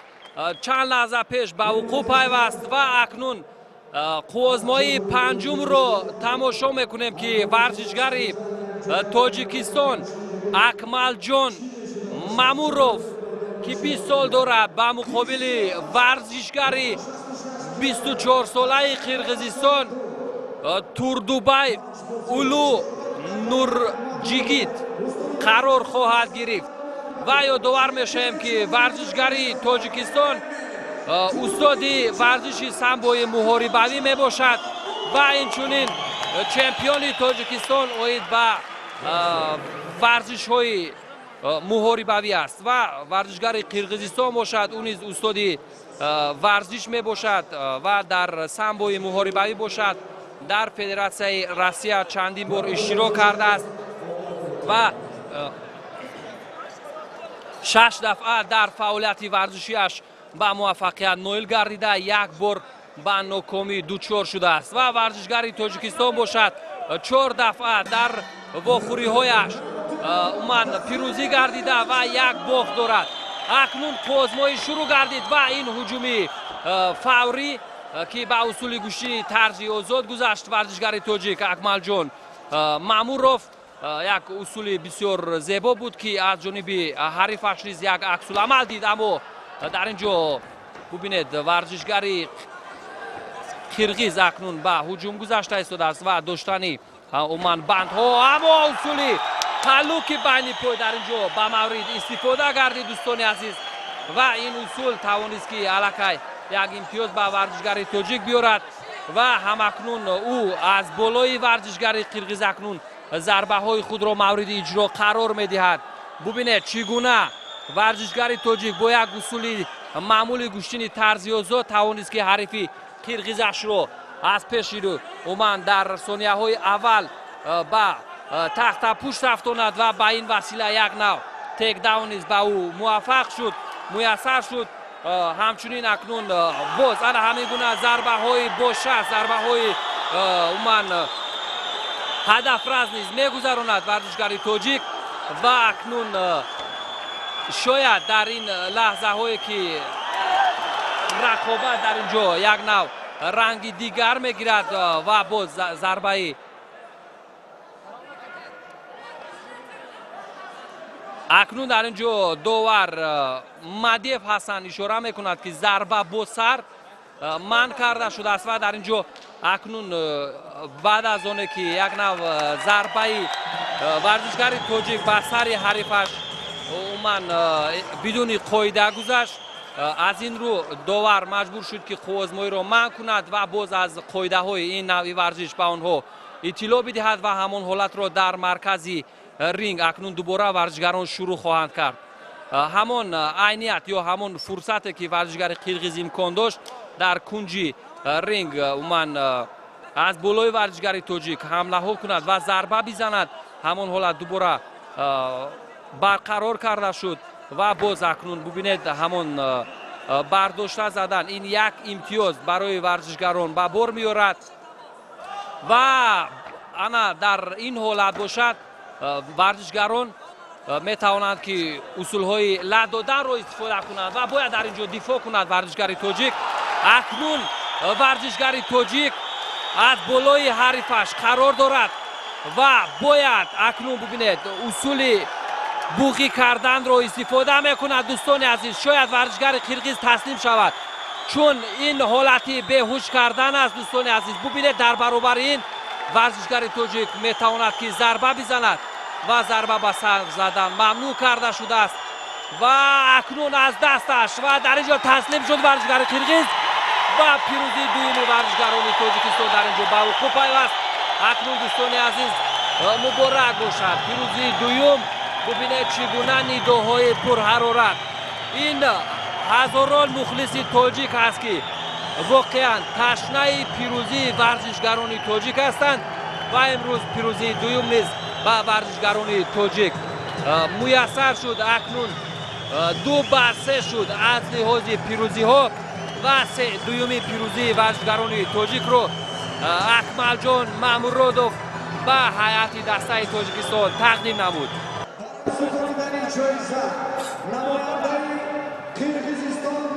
Tojikiston Jumabayev Safarbek را دعوت میکنیم.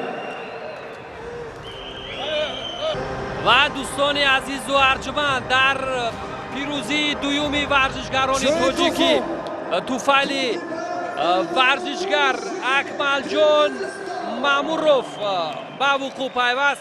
اکنون مراسم مکافات سپاری برگزار می‌گردد و این نماینده از کشور همسایه قرقیزستان است که به هموطن خود توردوبای اولو نورجیگیت مدال نقره و افتخارنامه را تقدیم نمود و اکمل جان مامورادوف باشد برای اشغال موقع یکم با مدال طلا و افتخارنامه قدردانی کرده شد.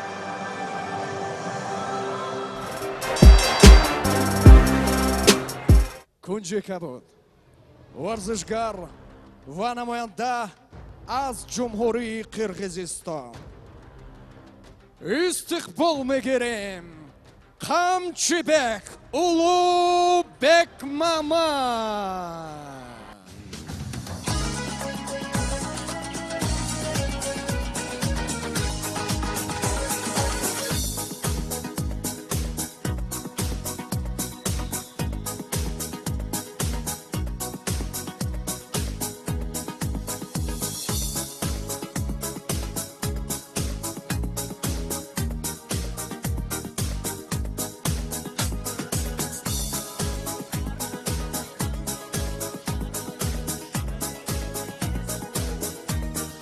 و کنجی سرخ ورزشگر و نماینده از جمهوری تاجیکستان استقبال میگیریم محمد حکیمov.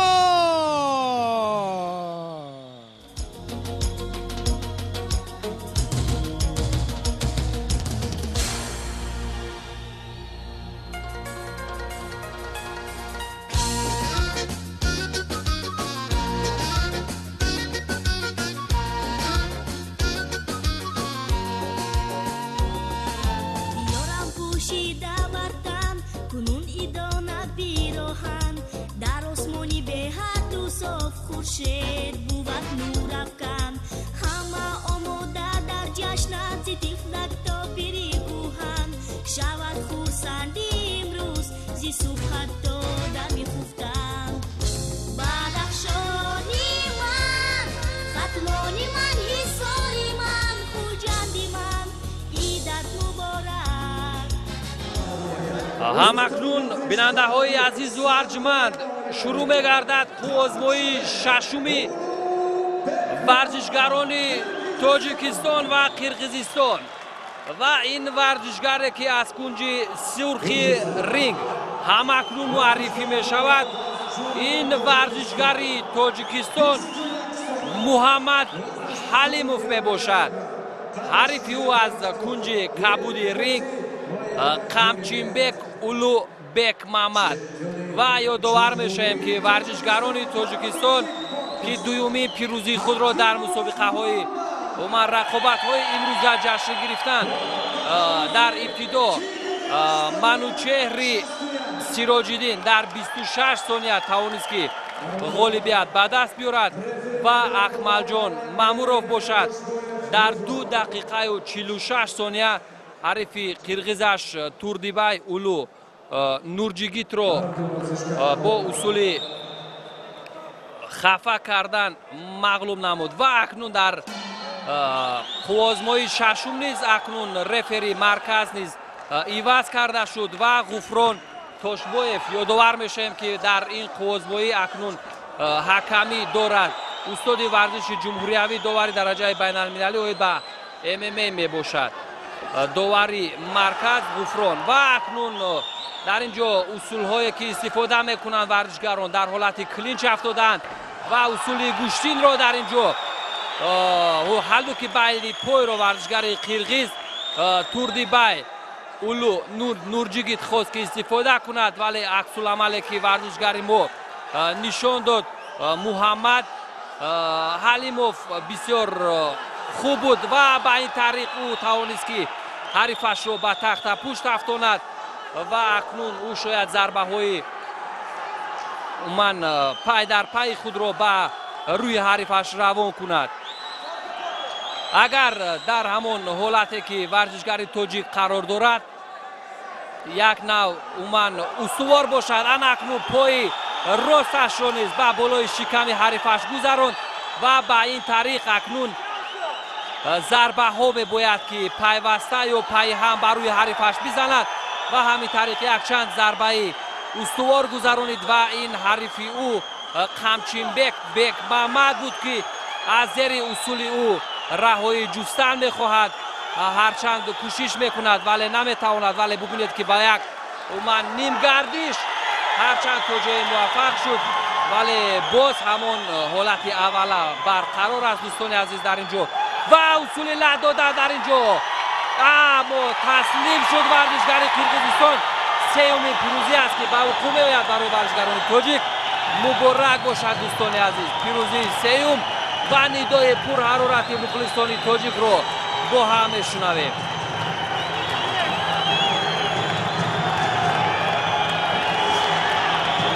ва ифтихори миллӣ, ғурури миллӣ баландӣ мекунад. парчам рӯи даст.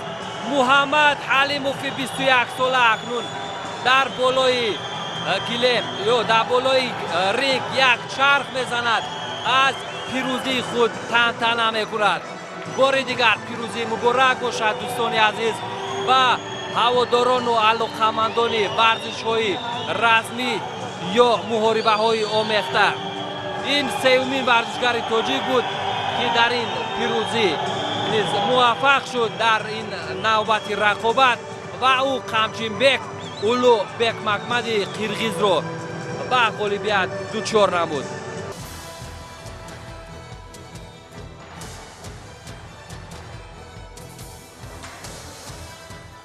дар муддати 1 дақиқаву 49 сония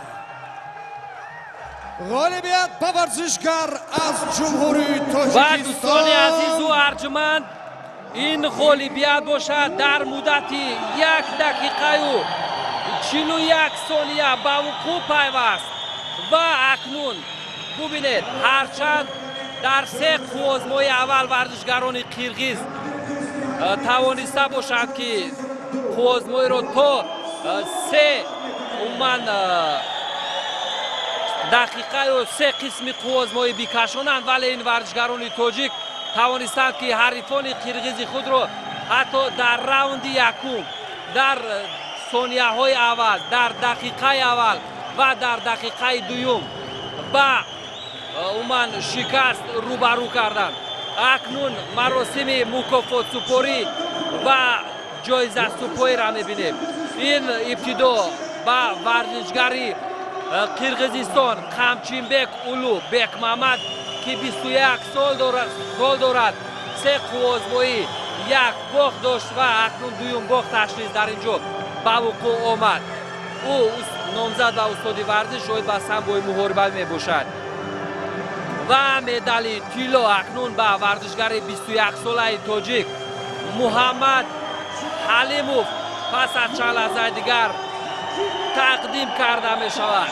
ва хотиррасон мекунем ки ба варзишгарон дар баробари медал инчунин диплом низ тақдим карда мешавад. ва варзишгари тоҷик дар мусобиқоти пурнуфуз акнун дуюмин пирӯзиашро низ таҷлил намуд. муборак бошад. варзишгар ва намоянда аз ҷумҳурии Қирғизистон истиқбол мегирем Маҳмадқулов Манас.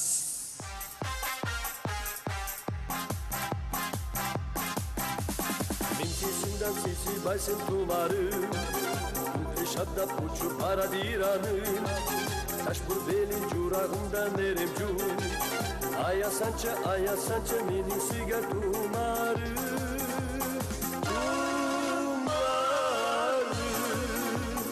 Ay tumarım Aya sança minin sigar tumarım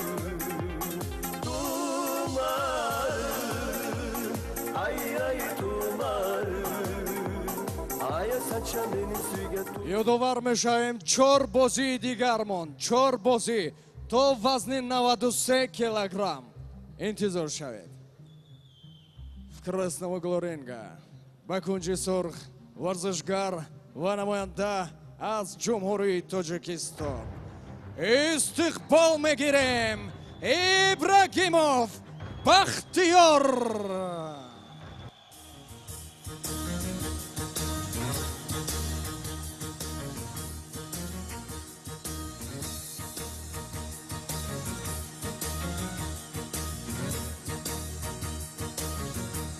Бахтиёр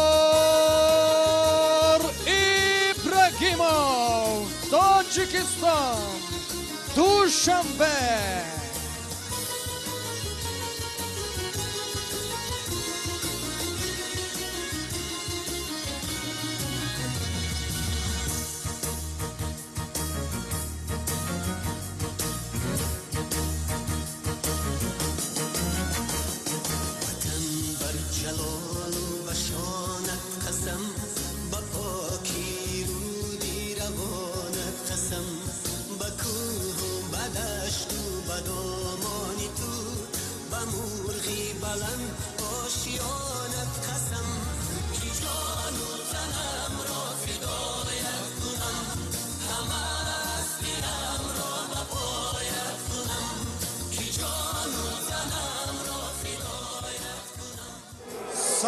باری دیگر دوستان عزیز خوش آمدید به دنیای ورزش‌های رسمی.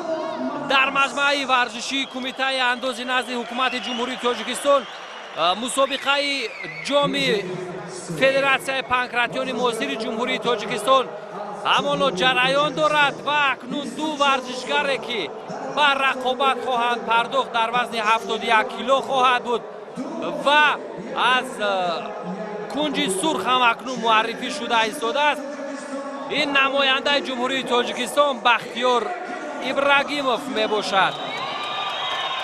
او چمپیون جمهوری تاجیکستان اوید به کیک باکسینگ می باشد و حریفی او محمدقولوف مناس نامزد به استاد ورزش اوید به سامبو و به طبق اطلاع سرمربیش باری اول است که در ورزش های اومن محاربوی همکنون اشتراک میکند و همکنون در این قوزمای به صحبت من خواهد همراه شد یکی از ورزشگران شناخته در این نوع ورزش استاد درجه بین‌المللی به سامبوی محاربوی سیاوش شریفوف که همگان میدونند که اون نوع بخوری دارد در این نمود ورزش ها و همگی غالب شده است و اکنون نظر او را در مورد 6 قوزمایی که قبلا شد میپرسیم و اینچنین در مورد آن که از ثانیه های اول این ورزشگران با کدام یک سبک و یک دیگر قوزمایی میکنند نظرشون چگونه است؟ مرحمت سیاوش. سلام علیکم مخلصان عزیز، در اینجا شما خیلی خود شاهد هستید. باری اول از در جمهوری تاجیکستان خیلی مسابقه پانکراتیون که شد میگذارد. ورزشگران ما خیلی خوب برآمد دارند و سه قوزمایی که بار یکم گذشت از حساب تجربه کمی که بود از همین سه ورزشگرا باید دادند. سه قوزمای اخیر ما غالب برآمدیم. شما حاضر هم خود شاهد هستید. قوزمای چهارم است ورزشگر تاجیک بختیار ابراگیموف و محمدقولوف مناس. در اینجا شما خود میبینید که سن سال با تجربه و جوانی میجنگد. ورزشگر تاجیک ضربه های خوب میزند، ضربه ها به نشان میرسد. در اینجا ورزشگر قرقیز میخواهد از تو خپت خیلی ضربه بیزه با زانو برای رسید. یعنی ضربه که یک نوع خف داشت برای ورزشگر تاجیک با زانو زده شد، اما طور که گفته در اینجا تجربه بر مقابل نسبتا ملکه سوستر. هرچند ورزشگر تاجیک 24 سال دارد ولی ببینید امروز اکنون در حالتی اومن پارتری جای گرفتن. اومن شهر میدهید شما در حالت پارتری جای گرفتن ورزشگر تاجیک از بالا است. ورزشگر تاجیک خیلی کیک باکسر خوب است. من رو چند محاربه را دیدم. ضربه های با دست و پای با قوت دارد. او میتواند همین بای را در همین جا انجام دهد اگر ضربه های نشان رس رساند. یعنی همین قوزمای رو و بیشتر در مورد یا حالت هایی که ورزشگران تاجیک سبقت میکردن، یعنی ما مشاهده میکردیم که تو از یک گوشه رینگ به آنها یک توصیه میدادی. بیشتر در کدام مورد بود؟ بیشتر در همه حالت است. این ورزشی است که باید در یگان کمبودی نداشته باشی. هم گوشتین هم دست هم پوچه باید هم از خوب باشد.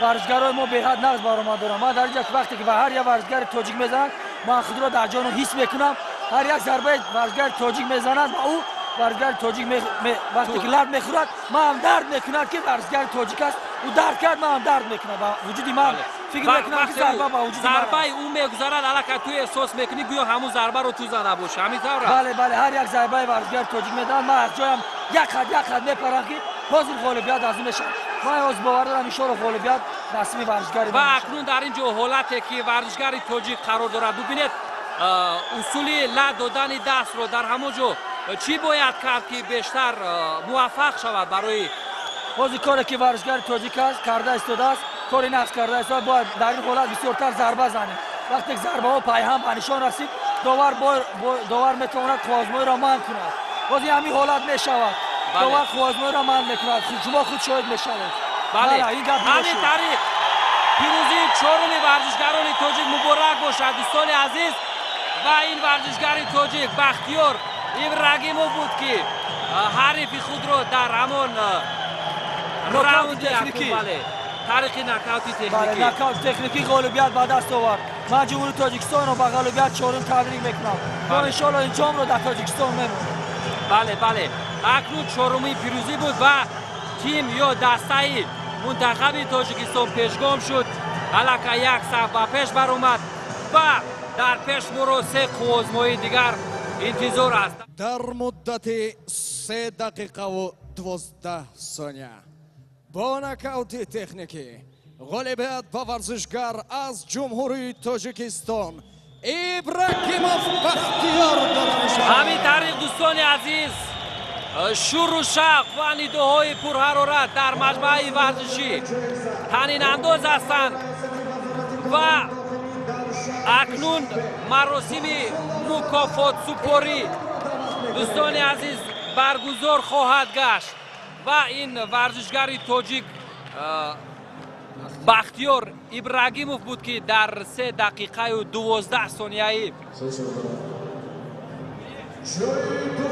قسم یکم رقابت یا راوند اولی رقابت دست بالا گردید و واقعا همون ضربه های باشسته که در اینجا سیاوش اشاره کردن و واقعا سیاوش نیز خوب پایخست کرد که یعنی همین گونه ضربه های پای اگر فورا زده شود شاید داور زود پایخست کند تا آسیب جدی تر نرسد به ورزشگر و کوزمای بندی گردد همینطور هم شد و این مدال نقره بود به ورزشگر قرقیز محمدقولوف منس و بختیار ابراگیموف و مدال طلا و دیپلم ها سرفراز گشتند.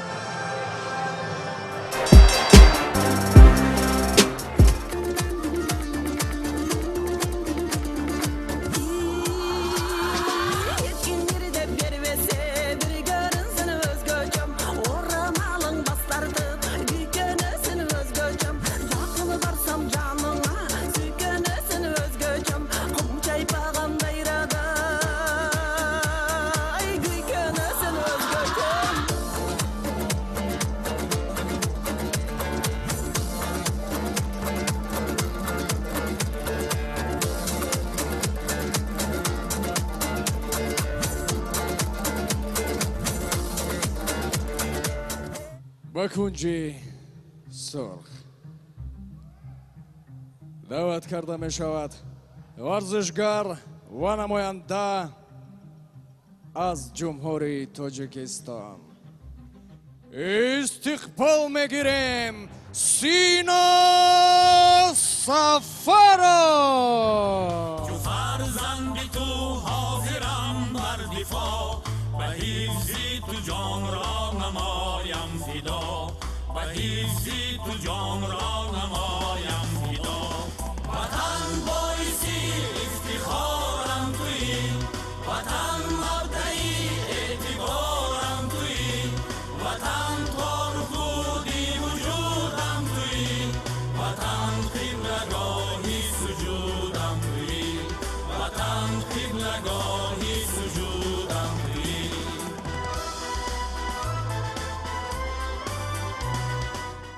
ورزشگر و نماینده از جمهوری قرقیزستان 25 سال است. اکنون بیننده های عزیز و ارجمند آزمایی نوبتی در وزن 77 کیلو سر شد. یادآور میشیم که در کنج کبود همان ورزشگری که معرفی شده ایستاده است خی نظر بک نظر می باشد و حریف او ورزشگر جمهوری تاجیکستان سینو سفروف. هر دو ورزشگر از لحاظ سن و سال یک زیل هستند، یعنی 25 سال دارند و نامزد به استادی ورزش هستند و نامزد به استادی درجه بین المللی. این ورزشگر قرقیزستان در نوع رشته ورزش کیک باکسینگ می باشد و 2 کرات چمپیون جهان باید به MMA یا محاربه های آمیخته.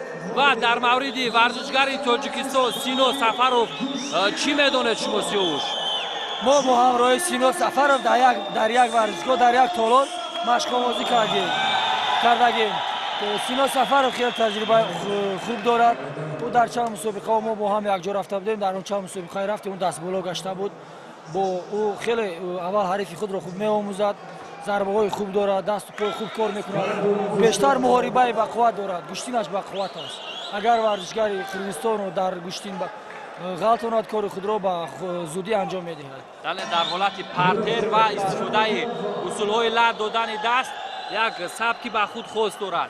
و اکنون بیا تماشا میکنیم. ابتدا این ضربه مستقیم رو گذران و بعدا در حالت پارتر اکنون اینجا چگونه شرح میدهد همین وضعیت رو؟ همین در حالت پارتری امکانیت در طرف سینو میباشه. حاضر سینو سفروف از بالا است، میتونه ضربه های پای هم میرسونه ولی دست خود را اول باز اونجا رها کند، دست خود را برآورد، میتواند ضربه زند.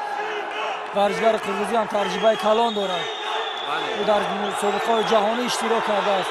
بازی حالا در دست سینو است. 7 المپیاد دارد در سابقه ورزشیش. و اگر در اینجا چی باید دستی سینو نسبتاً بالاتر باشد نه پایین‌تر، یعنی اگر گردن او رو داشته بگیرد میتواند در حالت خوب قرار بگیرد. در این حالت تجربه قرقیزی هم که ورزشگر قرقیز که کلان است با سینو امکانیت نمیدهد که گردن او رو دارد. سینو همه حرکت‌های خود رو پیش برده است. سینو داشت. بله. اما لحظه‌ای که انتظار بودیم باید گردنش رو بدارد. گردن رو داشته است ولی تجربه ورزشگر قرقیزستان کلان کی است، از حساب تجربه با سینو کمی مشکلی آورده است. اما هنوز امکانیت از دست نرفته. از بالا میتواند ضربه های خوب زند. از این دستای سینو خیلی بقوت است. ضربه های وقتی که ضربه به نشان رسد او خود را میتواند به آزادی گم کند. بله اما همین گونه همیشه شما خود خیلی شده ضربه دستی او خیلی بقوت است. بله اکنون در اینجا باز حالت پارتری اما حالت را از دست داد سینو. حالت پارتری ورزشگر قرقیزستان از بالا است. ورزشگر قرقیزی در اینجا چی فکر میکنید؟ چی میباید در اینجا سینو باید داشته؟ اما این اصول خوب از دوستان عزیز اگر در این حالت نمیگذارد. این حالت نمیگذارد. دستش گرفت، دست خود رو رها کرده است ورزشگر قرقیزی. اگر از همون نسبتاً از قسمتی همون اوری چی میگن هست همون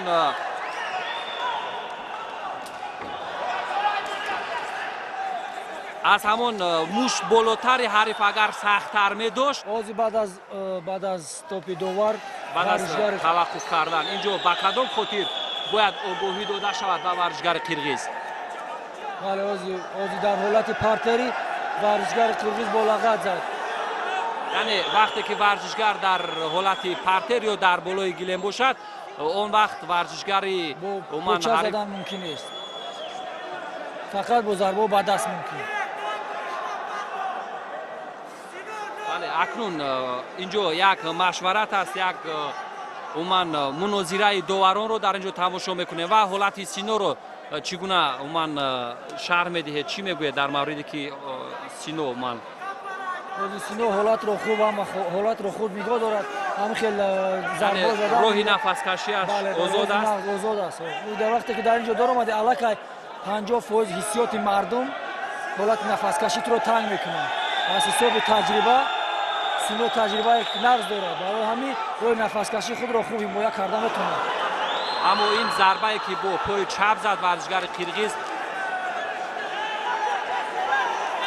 یک نو به هدف رسید و همین طریق این ورزشگر قرغیز که ببینید چگونه یک ورزشگری بود تجربه بود همینطور این سیاوش شریف اوبریز این چیز رو پیخست کرد و ورزش است بدون برد و باخت نمیشود تصور کرد ورزش رو همون ضربه‌ای که با پای چپ زد بله ورزشگر تاجیک سینو سفر و کمی هم به اشتباه راه داد او دست خود رو دراز کرد میخواست با ورزشگر قرغیزی قای نظر و بیگ نظر سلام کند اما ورزشگر قرغیز این رو پیش خود نگذاشت و ضربه پاچه رو به سر سینو روا کرد که ضربه پا خوب به سر سینو گذشت و سینو افتاد بنجا ضربه پای هم 3-4 ضربه پای هم بر روی سینو گذشت وقتی که داور خوب نگاه کرد که سینو در حالت جایگیر است که علاقه محاربه رو دوام داده نمیتوند برای همین داور هم کار نقص کرد که محاربه رو انجام کرد اگر که محاربه رو انجام نمیداد حال سینو بدتر میشد خوبتر میشد بله اکنون بگذار من در دو قوزمایی که در پیش است ورزشگران تاجیک توانند که غالبیت به دست بیارند حساب برابر شد بله حساب برابر شد بله 4-4 است و در پیش ما رو دو قوزمای دیگر انتظار است پس از چند لحظه دیگر مراسم مکافات سپاری برگزار میگردد و پس از آن که داوری بالای من رینگ این قوزمای رو من کرد غفران تاشبایف و من سینو اشاره کرد که یعنی من آماده بودم که قوزمای رو ادامه بدهم یعنی شما قوزمای رو من کردید این از غروری او از همون قوه او یعنی او هنوز تسلیم نشده بود و یعنی شکست رو نپذیرفت و باشد که در دو قوزمای بعدی ورزشگران تاجیک غالبیت به دست بیارند و پس از چند لحظه دیگر مراسم مکافات سپاری برگزار میگردد دوستان عزیز مدال نقره به ورزشگری قرغیزستان قای نظر بیگ نظروف تقدیم کرده می شود و غالبیت که به طور تکنیکی و ورزشگر قرغیزستان نصیب گردید مدال طلا رو از آن خود خواهد کرد و به هر دو ورزشگر دیپلم و مدال های طلا و نقره تقدیم خواهد شد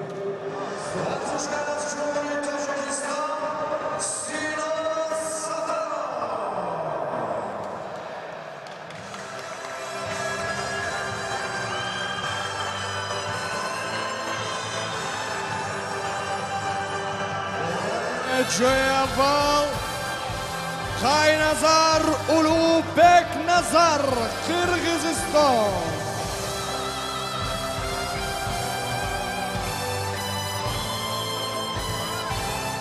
رسم برای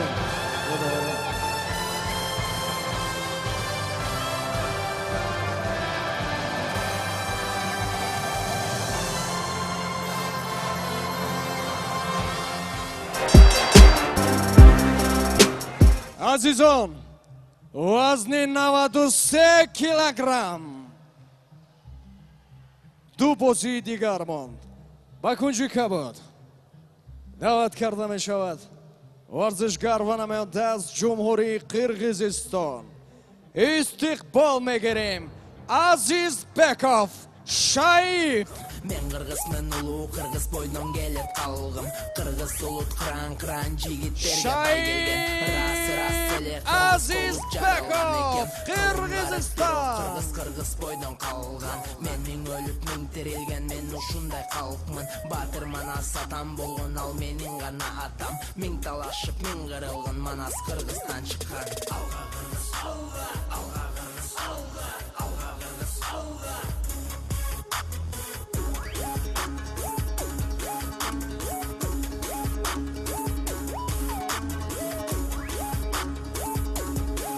ورزشگر و نماینده از جمهوری تاجیکستان استقبال میگیریم زکریف کامران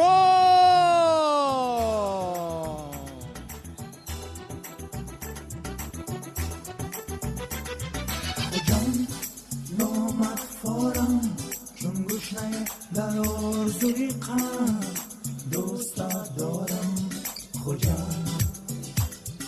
خوجم نامد برگشته باز شد قصه آغاز از تاریخ تاجیکان با ملت غفوری بابا جان پیدا شده دولتی تاجیکان میراث آل سامانی و خوجان نامغفارم چون گشنه در آرزوی قلب دوست دارم خوجان.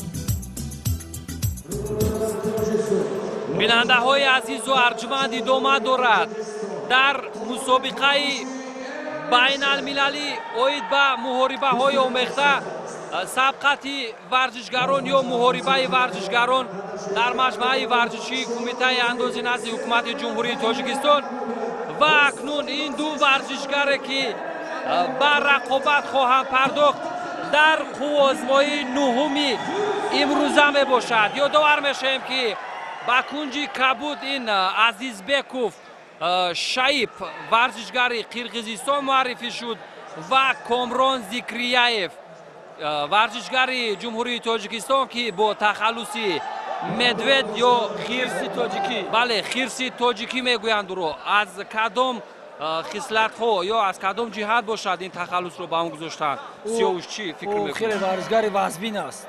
او خیلی شما خوب میدونید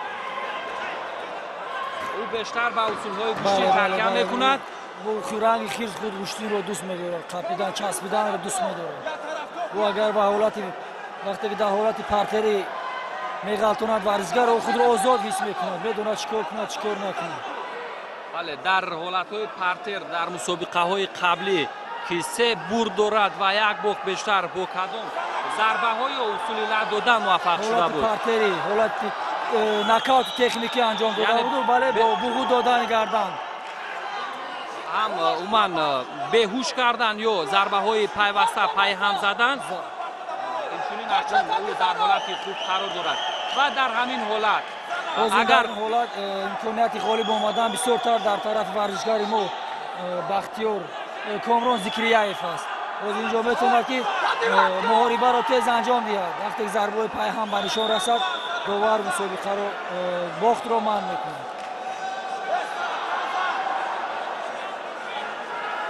و در همین حالت در اینجا ورزشگر ما بوغی کرده ایستاده است ولی نشد ناکام شد. اکنون به زدن ضربه ها میگذارد و همین حالت در اومن قوازمای قبلی نیز با دیگر ورزشگران رخ داده بود و اینجا اومن چرا همون ضربه هایی که میخواهد بگذراند کامران بیشتر اجرا نمیگردد. ورزشگر قرقیزی عزیزبکوف شایب و خود تجربه کافی دارد در این ورزش میتواند خود را خوب محافظت کرده ایستاده است. از ضربه ها گرفته است ولی شما خیلی خود شاهد هستید 4 ضربه کامران به نشان رسید در حالت ناگوار است. بله بازی داور همین طریق میکنه بله شد بله همین طریق این احساسات این شروع شد حتی سیاوش شریفوف که هم صحبتی من بود با یک اومن حالتی بسیار غیر چشم داشت آمد و اون نیز ببینید اکنون توانست که در اینجا نیز بار دیگر از اون اومن درک بدهد که او خود که ورزشگر است یعنی خودگوی ضربه میزده باشد یعنی سخن میکرد. پیروزی پنجم به ورزشگران تاجیک مبارک باشد. کامران زکریایف که با تخلصی خیرس معمول است در میان ورزشگران محاربه های آمیخته تاجیکستان اکنون بار دیگر اثبات کرد که واقعا تخلص به او سازگار است و خیرسی تاجیک اکنون در اینجا غالبیت به دست آورد. یعنی همون را گفتم که یعنی خیرسی تاجیک اکنون غالبیتی نوبتی خود را جشن گرفت. و شما چی نظر دارید؟ بله شما خود چه غیر شده است ما قید کردیم کامران مثل خیرس میچسبد و مثل خیرس کار خود را انجام میدهد. وقتی که او قپید هر یک قپیش او به مثل خیرس به قوت است. او وقتی که ورزشگر قرقیز را قپید علاکه او در چنگال خیرس غلطیده بود. ورزشگر قرقیز او یگان امکانیتی گریختن نداشت. همین بود که همون چنگال های مستحکم استوار ورزشگر قرقیز عزیزبک رو اومد وادار ساخت که یعنی داور پایخست کرد چون همون حالتی که به سینو رخ داده بود و ورزشگر قرقیز هم روبرو شد و میتوانست که اومد اگر تسلیم نمیکرد یا من نمیکرد شاید حالی ورزشگر قرقیز تباهتر میشد. بله شما در اینجا خود شاهد هستید دستی ورزشگر تاجیک байрақи ҷумҳурии тоҷикистон боло шуд. бале ин ҳамон ифтихороти миллӣ, ин ҳамон садоқату самимият ба муқаддасоти миллӣ аст ки варзишгарони тоҷик воқеан ин муқаддасоти миллиро пайваста рӯи китфони худ, рӯи дастони худ дар кадом як нав мусобиқае ки набошад мебардоранд. Ҳамин тавр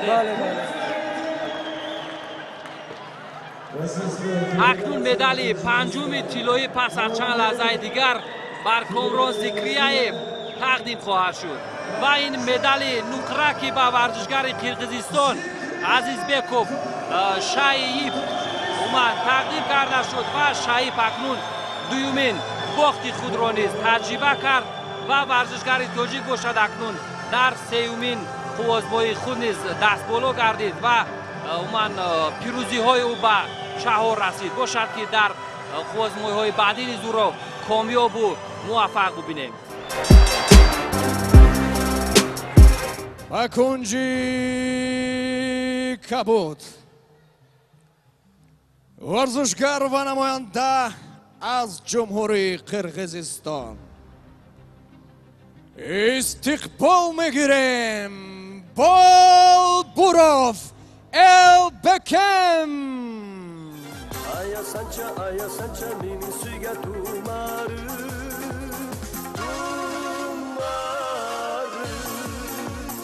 ay tumari aya sancha meni suygan tumari ay tumari aya sancha meni suygan tumari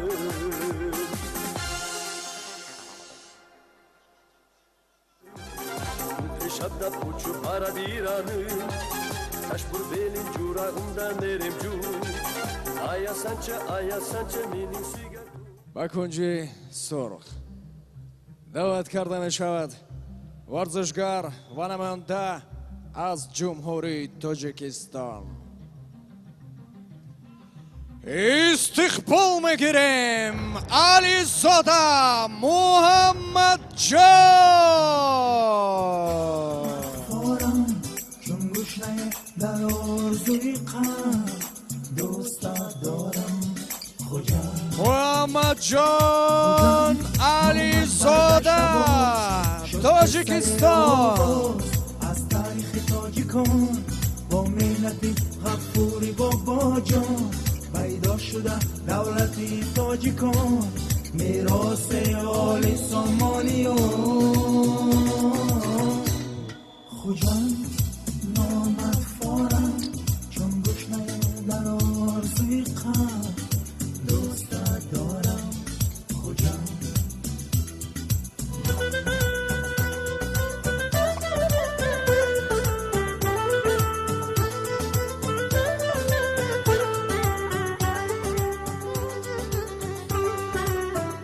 инак дӯстони азизу арҷуманд қувозмоҳии охирин дар шоми имрӯз дар мусобиқаи байналмилалӣ ки бахшида ба 25-умин солгарди истиқлолияти давлатии ҷумҳурии Тоҷикистон дар маҷмӯаи варзишӣ баргузор гардида истодааст оид ба муҳорибаҳои омехта ё ММА ё варзишҳои размӣ барои ба даст овардани ҷоми Федератсияи панкратиони муосири ҷумҳурии Тоҷикистон пас аз чанд лаҳзаи дигар ба вуқӯъ хоҳад пайваст ва акнун ин Ализода Муҳаммадҷон аст, варзишгари Тоҷикистон ки муаррифӣ мешавад ва чандин қувозмоҳиҳои ӯро Сиёвуш низ аз наздик тамошо ва ҳамроҳӣ кардааст ва иттилои бештар дорад. Марҳамат Сиёвуш. бале Ализода Муҳаммадҷон дар вақте ки дар ҳолати партер худро варзишгарро ба ҳолати партер вақте ки мебарад ӯ дар партер хеле таҷрибаи кофӣ дорад. дар ҳолати партер ӯ кори худро яъне муҳорибаро зуд ба анҷом мерасонад. бале боварӣ дорам ки Сиёвуш маъзарат чун қаблан дар бораи Комрон яъне иттилоъ додӣ, шарҳ додӣ, тавсиф кардӣ сабки ӯро, гуфтӣ ки дар ҳолати партер ё гилем хуб кор мекунад ва ҳамин чиз ба вуқӯъ пайваст. Акнун бошад ки ҳамин пешгӯӣ ё сабке ки ба ӯ хос донистед яъне инҷо ба вуқӯъ бипайвандад. Акнун дар инҷо довари марказ низ иваз карда шуд نوزیم عبدالرحیموف این داوری درجه بین‌المللی با مغربی‌های آمیخته است و اکنون ببینیم در ابتدا این قوزمایی بچی می انجامد لحظه های اول در حالت رستو اینجا ضربه اول به هدف رسید سیاوش چی فکر میکنید؟ نگاه کنید من گفتم وقتی که به حالت پارتر میگلتوند او خوب زود قوزمایی را به انجام میرساند. بله دیدید شاید این از موفقیت های باشد که در کوتاه‌ترین ثانیه ها در فرصت بسیار کوتاه و وقوع پیوست و پس از چند لحظه دیگر خواهیم بود که در چند ثانیه و چی نظر دارید؟ مرحمت سیاوش. بله من گفتم علیزاده محمد جان خیلی ورزشگر با تجربه است. وقتی که ورزشگر را در حالت پارتر جایگیر میکند او قوزمایی را زود به انجام میرساند. من یک کمی پیشگویی کردم پیشگویی ما را هم خیلی شد. علیزاده محمد جان غالبیت ششم رو نصیب ما ورزشگران جمهوری تاجیکستان گرداند و با حساب 6-4 دسته جمهوری تاجیکستان جام خود را در جمهوری تاجیکستان ما نگذاشت که ورزشگران قرقیزستان او را برند. ما ورزشگران تاجیکستان و کل تاجیکستان را با مسابقه تبریک میگویم. بله مبارک باشد بار دیگر دوستان عزیز هواداران برنامه‌های ورزش مخصوصاً دوستداران ورزش‌های محاربه‌های آمیخته و این قوزمایی نیز در 26 ثانیه با طریق نکاوت تکنیکی به فایده ورزشگر تاجیک به انجام رسید و یادآور میشیم که در قوزمایی نخستین منوچهر سیراج‌الدین در 26 ثانیه توانسته بود که غالبیت به دست بیارد. یکم قوزمایی نیز به همین مدت به انجام رسید و در آخرین قوزمایی یعنی فال نیک بود. ببینید که منوچهر سیراج‌الدین همان موفقیت ها رو کشید و بعدا با همان ثانیه این علیزاده محمد جان بود که طریق نکاوت تکنیکی همان قوزمایی را نیز و فایده ورزشگران تاجیک به انجام رسانید و اکنون علیزاده محمد جان مدال طلا و دیپلم را به دست دارد و ورزشگر قرقیز بولبو روب البکین باشد مدال نقره را به گردن آورد و در آخر سیاوش از این مسابقه تاثیرات شما چگونه است؟ چون نخستین مسابقه است فدراسیون پانکراتیون موسیقی بود. مسابقه خیلی در سطح بلندی بین المللی گذشت. باری اول است پرزیدنت فدراسیون فرهاد رحیمزاده که جوان است با جوانی خود نگاه نکرده خیلی مسابقه درجه بین المللی گذارون. ما باور داریم که در آینده از این هم با سطح بلندتر میگذارد و نیز با ورزشگران با قوت‌تر را دعوت کرده با قوای ورزشگران خود را نیز با آنها میسنجیم. بله بار دیگر دوستان عزیز و ارجمند اکنون از اون که در این مدت ما رو همراهی نمودید از شما اظهار سپاس میکنیم و اینچنین از سیاوش شریفوف که در شرح حرفه‌ای این مسابقه ما رو همراهی نمود اظهار سپاس میکنیم. بار دیگر سیاوش خوش آمدید. مبارک باشد پیروزی و در همین جا گزارش ما نیز دوستان عزیز از جریان برگزاری مسابقه بین المللی اوید و نوع محاربه‌های آمیخته که دو تیمی همسایه از کشوری همسایه قرقیزستان و تاجیکستان روی هم قرار گرفتن به انجام رسانیم. با شما بودیم بنده کریم خان بگمتوف و سیاوش شریفوف تا برنامه‌های بعدی صحتمند و پیروز باشید و پیوسته ورزش رو دوست دارید. تشکر زیاد.